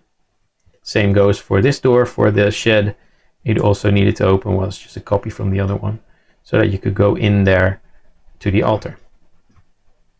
Well, let's just quickly go through the other models. The camera, I showed that earlier. I actually textured that in Blender simply, but I also put a little logo on it in Affinity Designer. Here we go. Oops, I opened preferences. That's not what I meant. This is just vector, and I also at that point had a logo for the game. Just chose a kind of like a 50s detective font there, and some for Ultranormal I did purple because it's weird and mystical, and some kind of wacky font, and that I put that on the texture on that texture here, and that's what I did here actually. I painted that thing first in just like that in Blender. So I got this thing, and then I knew where that needed to be, and then I also knew where I had put the lens because of this. I'm not gonna really go into UV unwrapping, but oops, what? Oh yeah, object mode. Select all, edit. You see all those things there? That's the UVs of this object, and they're in different places. You have to correspond that to what you're putting on there. Actually, I'm not gonna go into that too much right now. Like I said, it's most important thing is that this is a process that you need to really actually outsource if you're not good at it. If you don't know what you're doing there, then you should just let, for instance, a program like Substance Painter or some other auto thing make an automatic UV map, which is possible these days. It's actually not even that bad if you let Substance Painter or ZBrush make that for you. I know those are paid programs, so that's kind of, you can always just also learn to do it yourself, but then you have to know how to make seams. It's actually something you can just simply practice, and there's a lot of tutorials for that as well. Yeah, I made a camera, I made a candle for on the altar. That was actually a little bit of, you see that here, a little bit of sculpting, and simply one bent cylinder there. I actually like the way this candle turned out.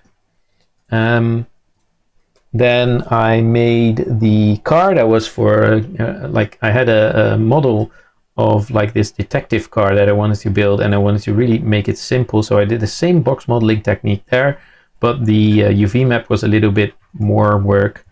As you can see here, I don't know why that happens, but oh, there we go.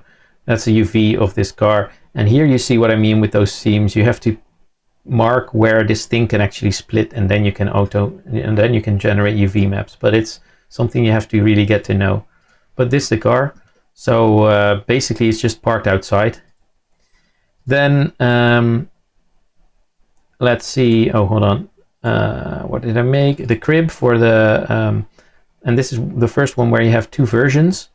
I made a crib, a super simple model again, but then with some smoothing.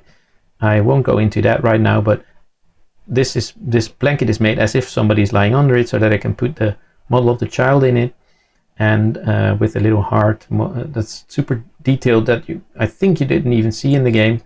And then one version of the same object, but then toppled, that I could use for the version where he was actually the baby was actually gone. Dagman is actually here textured, kind of the same as but you only see him in a photo, so it doesn't really matter. And then the detective as well. Oh yeah, not even showing that. I've shown that. So then there's a flower. I made that flower. That was exceptionally brightly colored, just to make sense, so that you can actually, so that it will make you see that, okay, this is definitely good, as opposed to the one I made some. What I did to make the flower crumble is actually did cloth simulation. Right now it's somehow not really working out, but it should fall onto that rock. I don't know what's going on here, but I did some cloth simulation with a lot of different ones, so that I can so they could move those, and when they crumble like that, they would show as hopefully they are there. No, that's weird. That is very weird. Well, that's all those different phases of crumbling are used for the flowers that I will show in Unity then later. The forester for his wife, you've seen. The gravestone was super simple, but I needed to do a little bit of texturing there. I did the same thing. I did that in, hey, where is it actually? Well, it's not here. Oh, it's a separate file. I did that in Affinity Designer. Some of this edging, of course, I already did with texture paint in Blender. Then what else? The mansion, I showed that. The mortar and pestle, very simple model, and then just put it through a little bit of sculpting to get it to look weird. It's way too high poly, but I didn't care at this point. Mortar and pestle, same kind of thing as before, but this time I used a different shape to start with. This was like a sphere, and then I cut another sphere out of it. Mushroom. Yeah, I made different types of mushrooms. I started with the small ones, like this one, I think, something like this, and I bent them in different ways, and I shaped the proportions in different ways. And this also was just textured by painting the texture simply in Blender. I also, you see here that I made those LODs. That's to make sure that I can put them on the terrain in Unity. And then there was a giant mushroom which I made very clearly poisonous by making the edges green. A nest, yeah, that was one of my favorites actually. If you see it in the scene later, you might know why. There's a bird. I could place that in the scene. And then there's a not broken nest. Where is it? Here. Super nice. When the bird is actually gone, you also need some feathers and a broken nest. Well, you saw the broken nest. That's just the same things, but taken apart. A feather, which I textured in. Yeah, I did texture this one in Photoshop because it was I needed some like brush strokes for that. But the model itself is actually very simple in the end. Just had to make sure that it looked like a feather. There was like a bit of pulling on some points there. And then there's eggs in the nest. You don't even really see them, I think, by now when you make the photo, but I made those also to be able to make the broken eggs, and they are all around the place. I actually just did this by breaking up the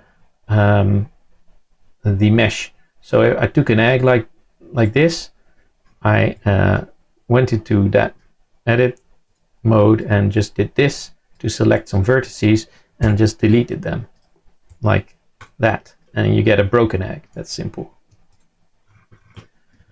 What else? The bird and the feather. Yeah, that's it for the nest.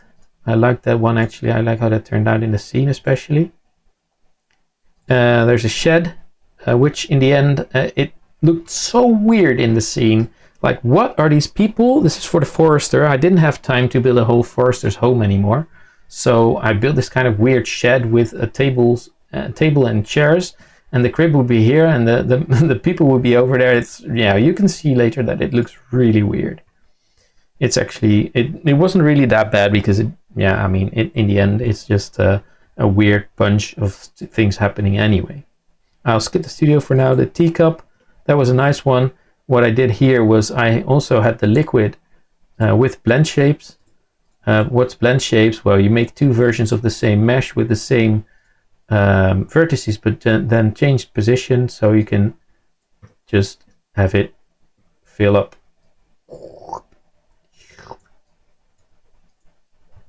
That's one thing. Same, done this all with the same technique, only this time I think I used a cylinder as a starting point. Makes sense, right? Or tube, I think. What's it? It doesn't have that, so that would have been a cylinder. But with a cylinder, you can very easily make a cup. I'll just do that one time. Cylinder, I'll move it. If I have a cylinder, I want to make a cup out of it. I simply take those, I extrude them, but then with scale, and then I extrude it down, and I have my cup. Ta-da! Then of course, I do some smoothing and some other stuff, but basically that's the main thing you have to do. I make some subdivisions, and we're almost good to go. I just scale those.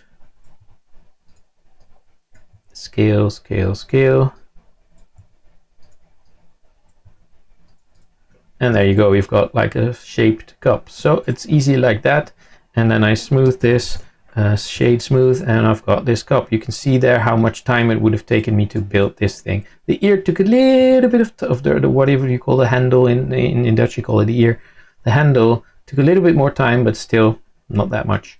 And one thing I did do, I think, is mark these sharp by creasing them like this.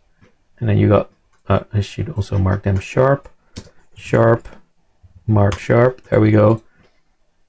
And one more thing. Oh yeah, of course, these faces need to be shade flat.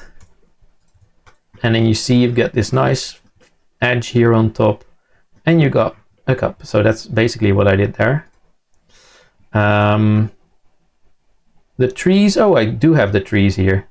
These are the ones I created in the end, including some very tall ones. A willow, a giant willow, a Douglas fir, a birch, and that little bush that I talked about. Let's see. And then the UE meter, I had to create some kind of thing that looked like an object that you could hold in your hand to show the level of ultranormal energy. And you could rotate this among its own y-axis. Yeah, that.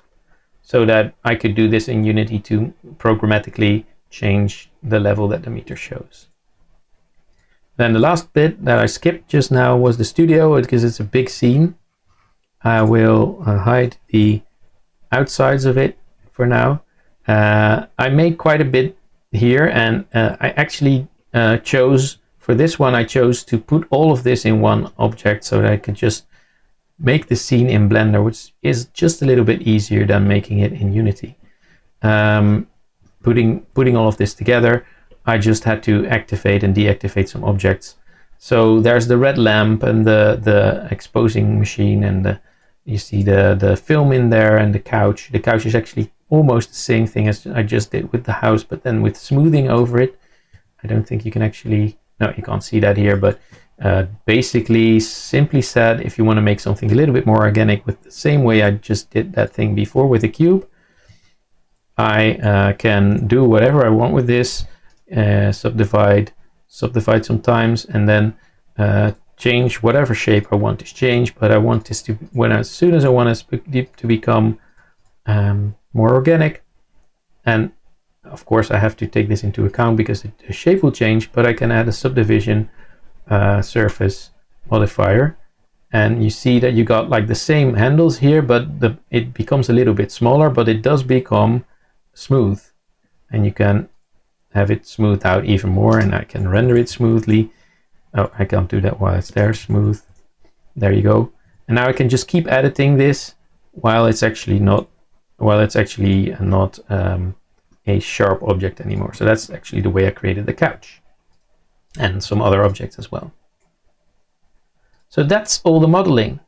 Seems like, well, doable, right? Well, I must say it was, but it was a stressful amount of objects. I think, yeah, that's everything I needed to show here. So let's get back to the rest of the process.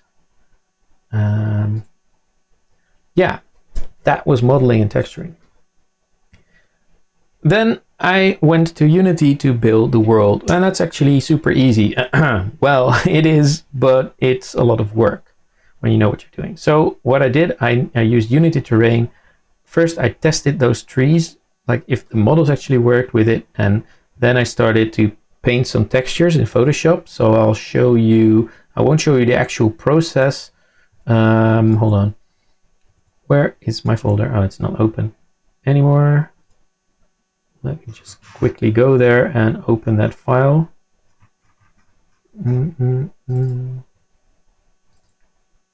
Here we go. This is my assets folder, and basically in images, probably. Yes, so here you see a lot of my textures that I made by hand, of course, all of them. And some of them are just made in a Blender, but for the terrain textures, I don't see them here. Where did I put those then? In materials directly or in terrain texture? Oh, hold on. I did not organize that well. Well, that's one thing that happens during a jam. I have no idea where I put those. Should be here, right? Grass. Oh, here. Oh, there. I let Unity export them from Photoshop. It's actually not a problem. So basically I did this grass texture first, I think. Yes, and then the ground texture, and then I put into Unity, I put multiple versions of those. So a lighter and a darker version, so that it could make more terrain things. So if you look at this, then you can actually already see how I made it, I think. I just scratched with different colors. If you know anything about those kind of things, grass thingies, grass textures, you know that you just probably start with black and then go over it with brown, or the other way around.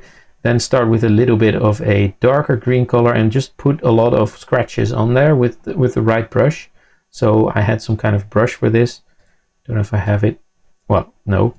And then add green, and then add little bits of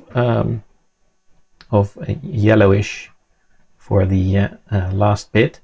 And then make this seamless. Little tip how I make things seamless.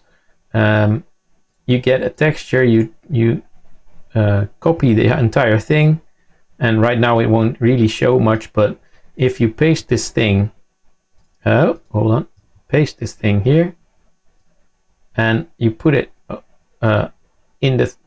like in the 4 quadrants, like this, like this, like this, and like this, then you probably have your seams here, and then you just close up those seams by going over them and fixing them, and these ones will already be okay from the fact that you took that entire thing. So this point in this quadrant will correspond to this point in that quadrant. It's just a quick tip if you're ever doing this. Yeah, I'm not gonna show all of them. Oh, here, there they are. So a ground texture I made was kind of done the same thing, but with a weird brush. And then I made the feather texture as well with I made this with Photoshop as well. I did the first coloring in Blender, so I knew where everything was instead of having to put a UV thing over that. And then I just did this so it would look kind of okay. That's the textures for the terrain. And then I started making some paths, creating height differences, painting trees, bushes and mushrooms, and that's it for the terrain. So I'll actually go into Unity now. I haven't opened this scene in a while. It's pretty heavy. Let me just put off the UI and go into my terrain. Oh, that's 2D still on. So here we go. This is the terrain. And for placing sake, for placing all the trees, I turned off all the post-processing. I sometimes also turn off the lights, especially when I made the map.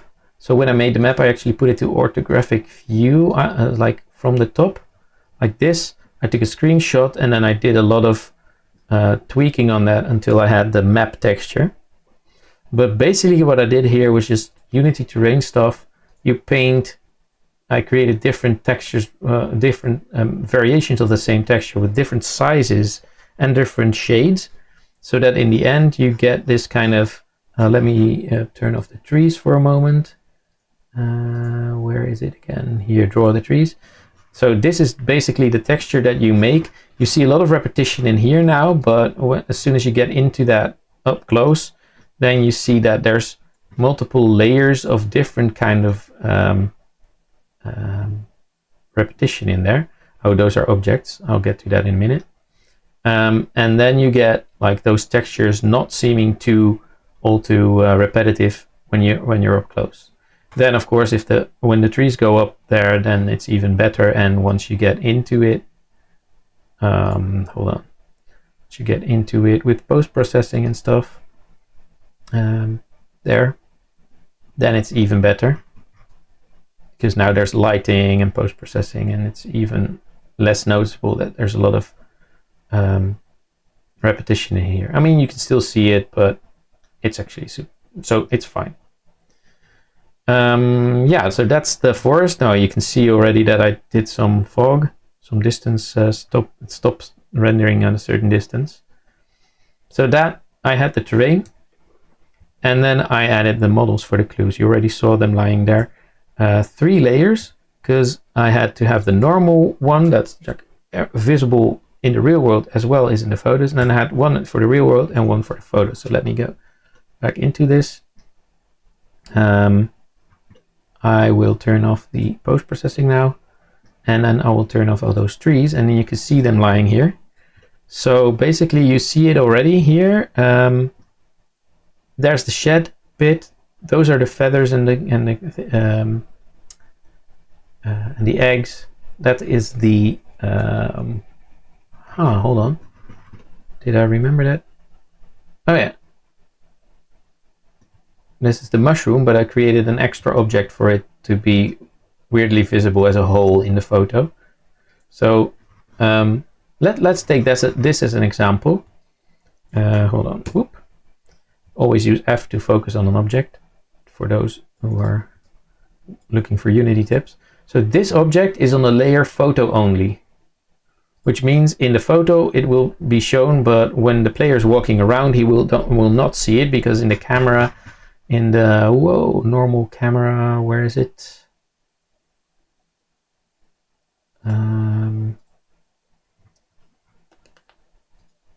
Oh, this is such a mess. Well, it makes sense, but still. I don't know where the camera is. Well, in the camera you set the layer and you set it to ignore this layer. and in the photo camera one you set it to use that layer, and this one is only shown in the real world. So you will show that you will see that mushroom there, and the fallen mushroom there that's sticky outy a bit there, that's also visible in the photo. So in the end, in the photo, you will see something like this with all the stuff around it, and in the real world you will see that. So we'll see this mushroom, and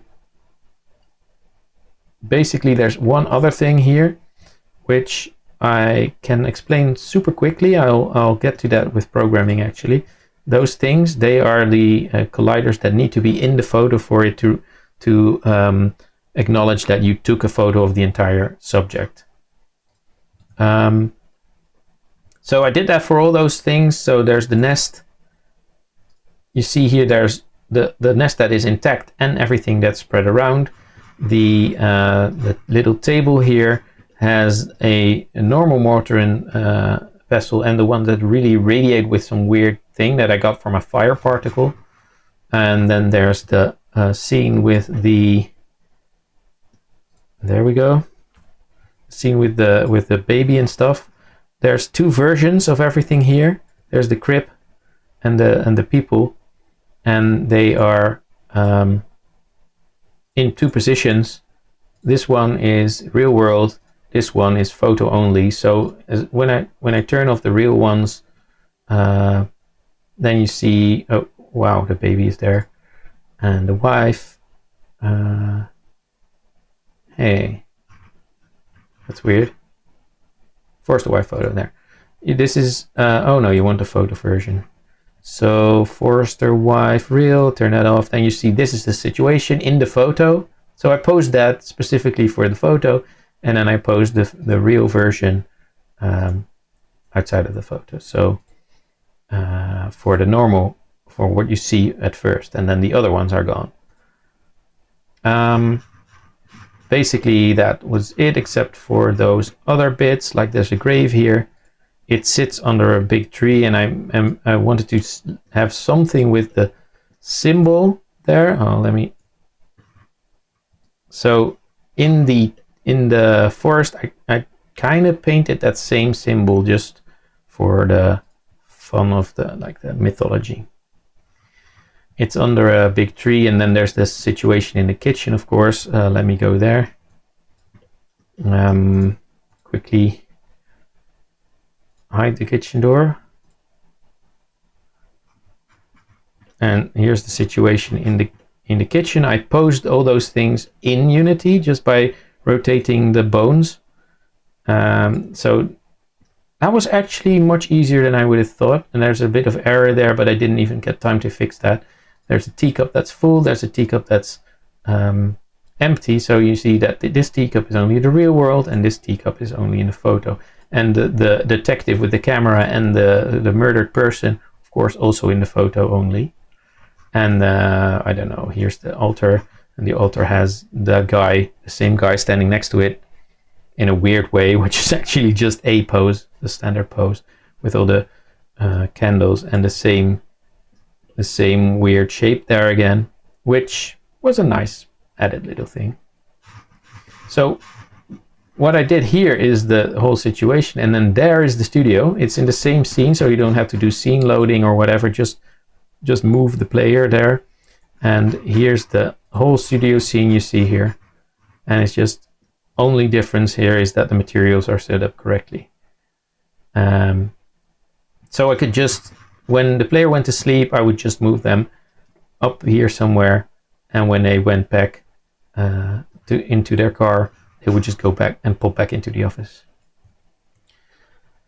So those are the 3 layers of clues. And then, well, I already started taking you through a bit of how it works, but I'll just take you through the programming a little bit. You can, if you want to look at it more, you can download the source code, because Ludum Dare Compo also requires you to post the source code. I'll actually just start from opening one script. It doesn't really matter. So the scripts that I needed, I'm just gonna do this on the surface a little bit, because I could go on with this for hours, but I don't think that's actually not my point here. I don't know what's happening here. Oh, all right. So this is a thing that happens sometimes when you update the project to a new version of Unity. I will delete these project files and solution files and reopen something, and then it will regenerate them, and then hopefully Visual Studio will know this again and reload. Yes, all the things are set up. So let's just use my regular thing there. It's a quick Unity tip. If you lose all those things in Visual Studio, just delete the project, CS project and solution files. Oh yeah. So basically I have a lot of scripts here. Well, most of them I didn't even put in scripts. I did not. That's the amount of time I had. So basically, the most of it is in game logic. What is that? That is, oh man, this is all messed up. Oof. This is all very much messed up. Well, I'm not gonna save this version. The game logic is a huge class, which usually I wouldn't do this way. It has reference to all those things, and this is basically the way that the progression works. I have a phase variable, and that's it. It will say at which phase the game is, and it's just the driving of the story. So where is it? Next. There's a next, and it just goes through all those phases with a switch. If I'm at 0 and I will do next, then the intro text will stop being active, and I'll show the letter, and the voiceover will play that specific sound. Now let's go to that one, voiceover. It's a super simple thing that has a lot of clips and a lot of texts, and it will the delayed actions is a script that I've written myself that you can actually have as a bonus now if you didn't work for me in the past or something. It's very much easier than Invoke with Unity, and it works better. You can even stop the delayed actions that you started and stuff like that, and they're easier to debug. I say delayed action start, I'll start this thing after that. Basically it plays the clip. Well, if there's a clip with that name, it will play it, and if there's a subtitles is on, because I made a little settings screen here. There. Turn UI on. This settings screen, this shows subtitles or not, because I wanted it to be super complete. It will also show the subtitles clip. That's super simple. What's cool here still, the UE meter would simply show the distance between where you are at that point, where the meter is and where the target is. Actually, the meter was a little bit in front of the camera, so that actually when you rotate the camera, you will actually see the meter already change to, okay, I need to be in that direction. What else is nice? The interaction target. No, sorry, that's not what I meant. Photo target. What is it? Let's go into one of those. Photo target. Ah, that was super simple. So it must have been in the camera there. Yeah. So that was quite a lot of work to get that working. Basically, the tip I can give if you want to do stuff with textures. Just create textures and put them on renderers. What was it again? Yeah, don't create render textures in the engine in Unity, but create textures in code. It's much better. Also for memory and stuff like that.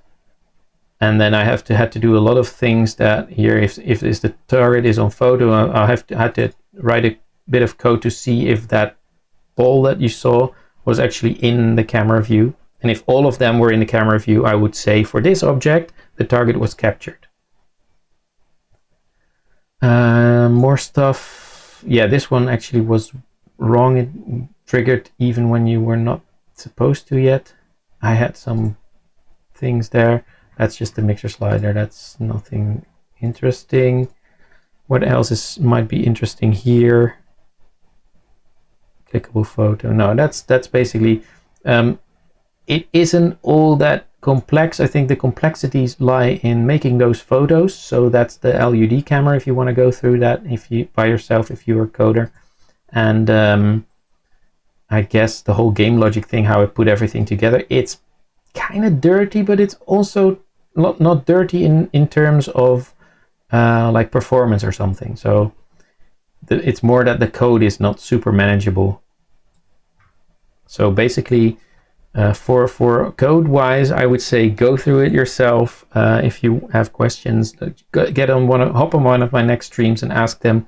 I'm always here on Tuesdays, Thursdays, and Sundays, same kind of time. Just normally start an hour later than this stream started. Yeah, so basically that's the programming, and then you get to one other thing that you need to do, and let's go to that, and that is testing. So I'm in a jam, I don't have a lot of time, but I still need to test. So what I do is I try to break down whatever I could, try to break, like make fail whatever I could whenever I could. So every time I would play something, I would already try to go at it in a way that it wasn't meant to, so that I could break it. And once I did find something like that, I immediately put it to do in the code. Let's see if I probably have a lot of those left. Oh, not. I don't. Nice. Well, that's what you see. As soon as you put that in code somewhere, figs, I put that here, then you get that in your task list. So basically, game logic, line 22, I had to fix that. So in the end, when I had some time left, every time I had some time left, I would go about those and try to fix them. And last point here, I try to fix whatever I could, whenever I could, immediately. So because usually you've got some time to test, with external people. I did not even have time to do that. So I don't know what that parenthesis is doing here. It's actually just to do. You don't need to put a. I put it in a. Normally I put it in a comment, of course, because why would you want to have it in your code? So that's all I can actually say about testing.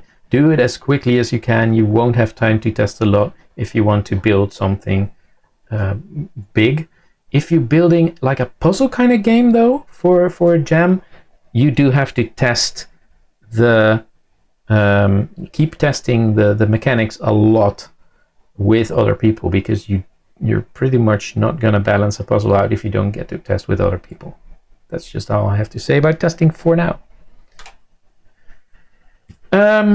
Yeah, so I'm kind of almost ready to wrap this up. Just want to share with you these results. So you might have seen those on the actual page of the game, which I haven't even shared on this stream yet. I've shared it on previous streams, but I will do so now.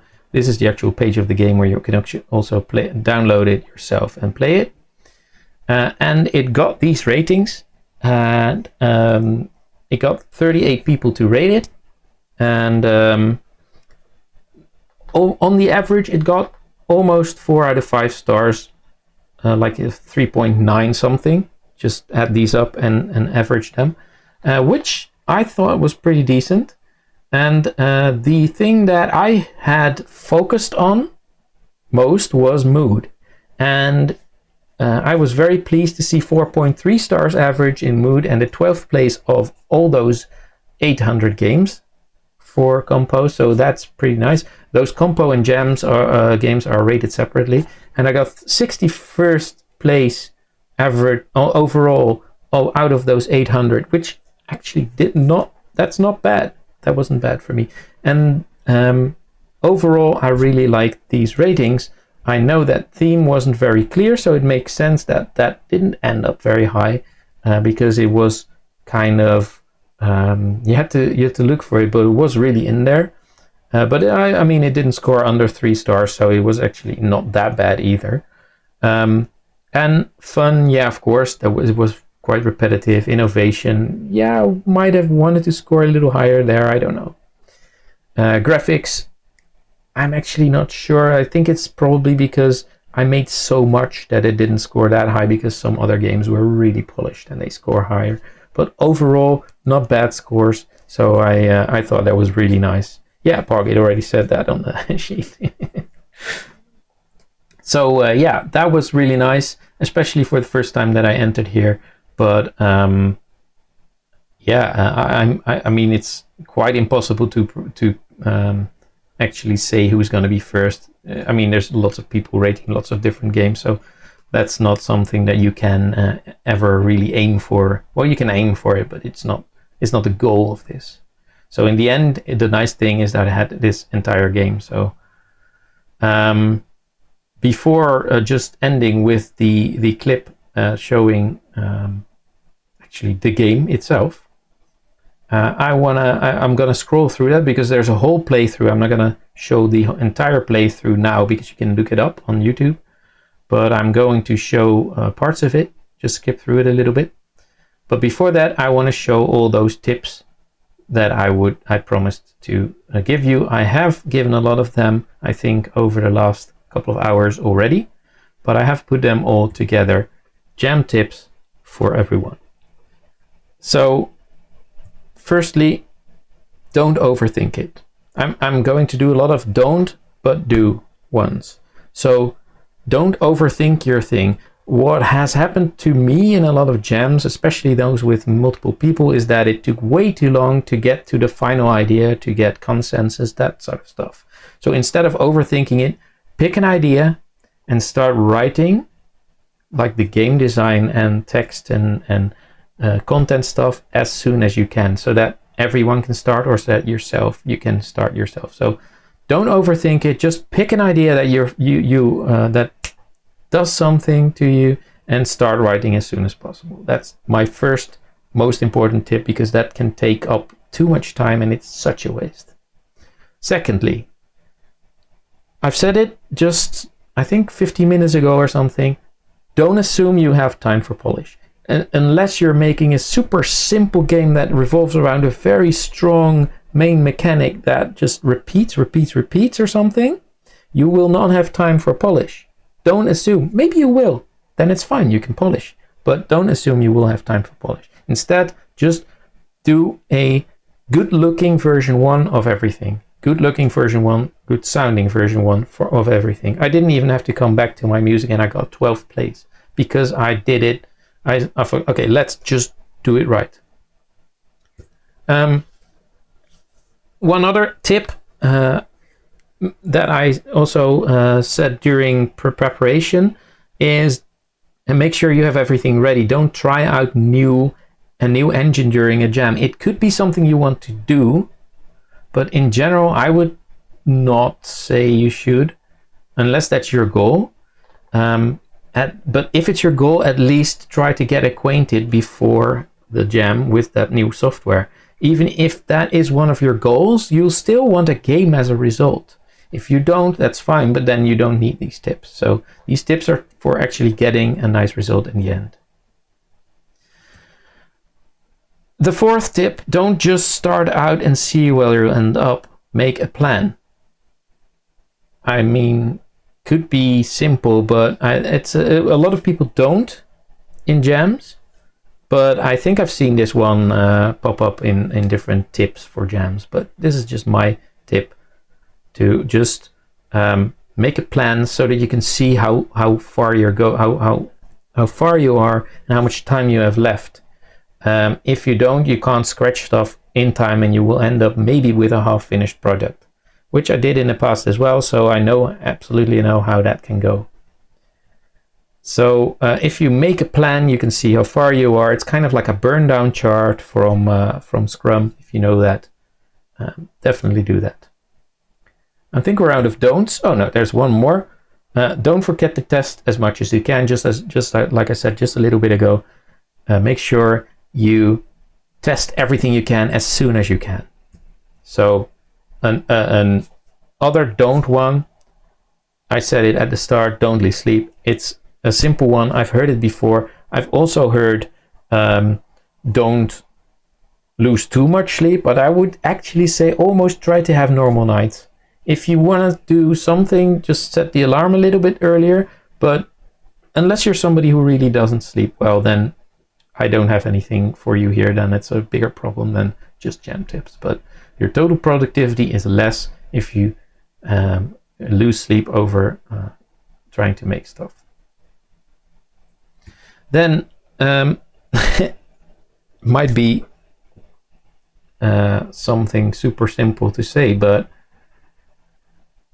it's supposed to be fun, and I've seen maybe not firsthand, but at least from teams of people I know, that people would forget to have fun. And that's, yeah, if you want to build something for like getting first prize or something, I think you're not doing the right thing, because if you want to do that, you should start up a company, take many years to perfect something, get the best idea, try it out, toss it overboard, get a new idea, try that out until you got something that works, then polish that and have a real decent marketing plan and a monetization plan and everything. Well, there's lots of things you need to do then.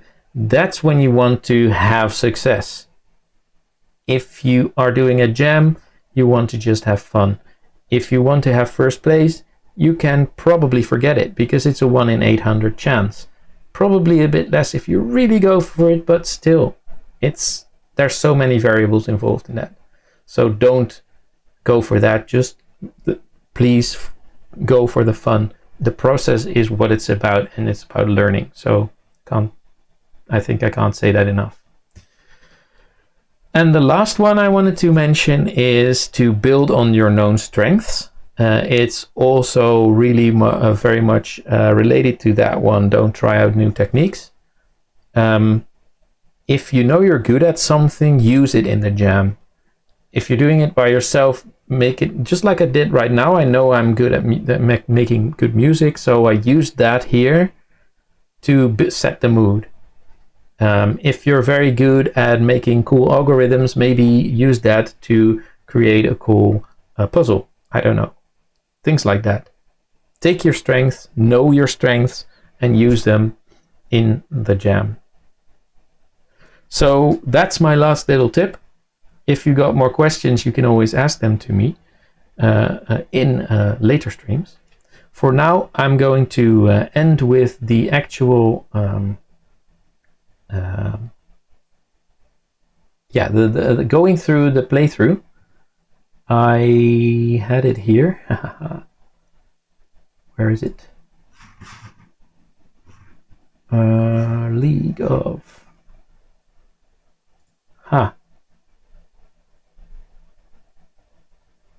I am looking for it now. So, just 1 second.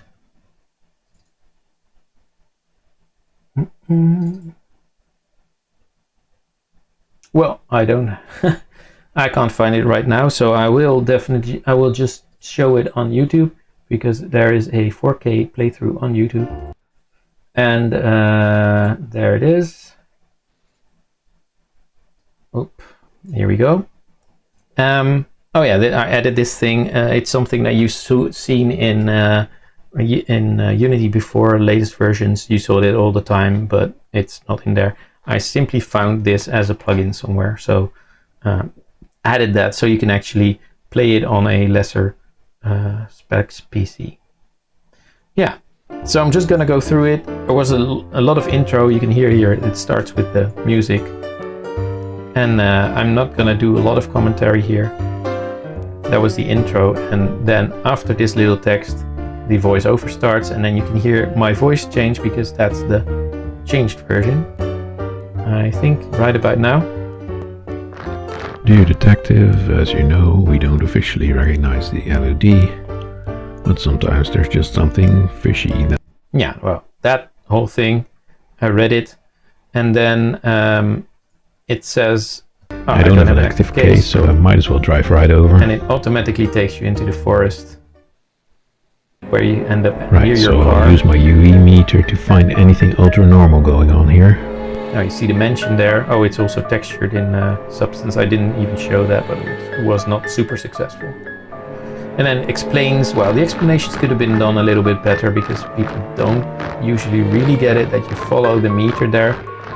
And yeah, just showing this pause screen here. You follow the meter and then you can see the process. I will show the rest of the things, just skipping through it. Going towards here, you see that bit behind the mention. That's it. I'll see if I can fill this roll of film with some useful stuff. Yeah, where the thing is, it's super dark now, but you're under a tree. Actually, in the game, it's less dark. It's weird. Well, you see here the nice little bit of extra things that I built out of film. I better canvas. develop this.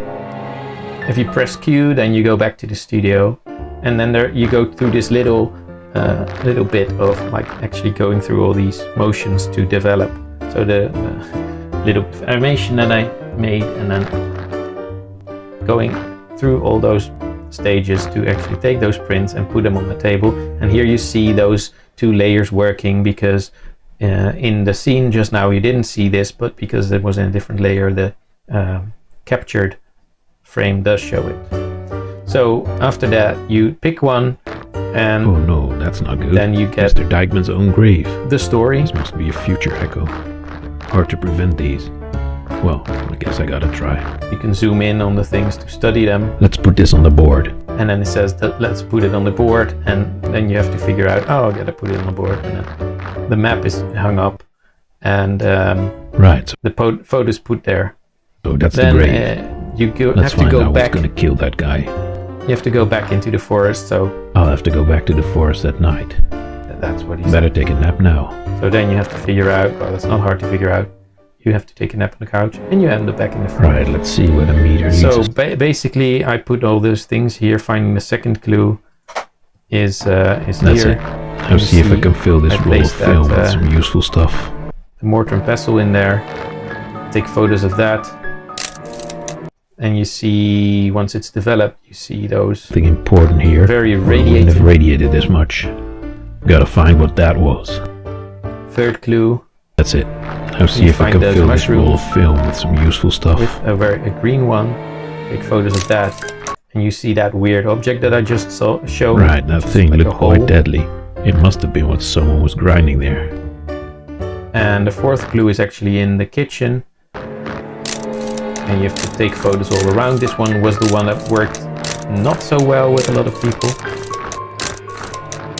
because a lot of people just had half the scene on there. Out of film. I better develop this. Because you have this scene there which I showed you of the detective making a photo of the corpse. I actually didn't have time to make a whole scene where you good. actually It's see me who kills him. that it's the detective Well, who kills I guess I gotta find out why I'm gonna do that then. people. A lot of people like that. Let's put little this on the remark. board. And then the fifth clue took a lot of time, because then you had to go deeper into the forest. The UE meter would not do anything, so I explicitly showed in the video as well that it takes a long time wandering around the forest until the meter finally goes up somewhere, and then I look around and you see, well, following the meter, and then you find those withered flowers. They're actually not so well visible here. Just play the game yourself. And once you develop them, you see that the flowers are actually Something evil has been there. healthy. Let's put this on the board. Sixth clue, well, just go through them. Oh, I really love this scene, by the way, how it turned out. Where are we? Here. That's it. I'll see if I can fill this roll of I really film. love how this bit turned out. Like it's actually the most polished bit of the entire game, I think, with the eggs lying there and stuff. Some useful stuff. And then once you get to develop it, you see the birds That must have actually been the same brooding there. evil. Could it be? No, I need to see more. The seventh clue would be the people there in the with the baby. There, you walk to that. You hear the plastic here under your feet. Now that you hear it, it's super silly, I think. That's you it. see this version. I'll see if I can fill and this of roll. course, in the What's pictures, evil you see indeed. that Mr. version. Dagman must have something to do with this. I don't really want to go find out alone. Damn these unbelievers at the police station. And then the last clue is that altar. That shape is the same as the flowers, the feathers, and even the shape on the map somehow. Now, you take pictures here, and then you see the Dagman that we, of course, put there in the right layer. It's him. I know what I'll do. And then you get the It'll make ending, sense. which I'll just show I've you seen now one of without them. commentary. Forest at daytime.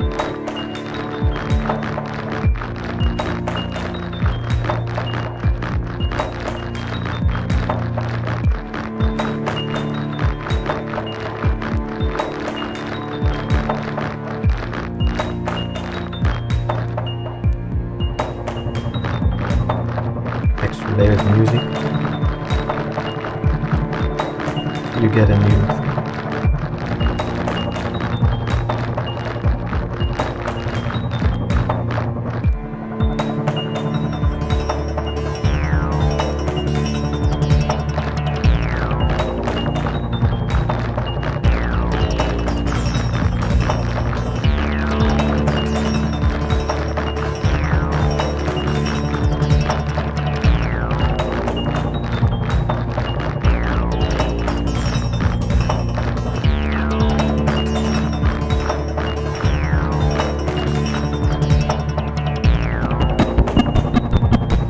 And that's the end. So create a little end screen there.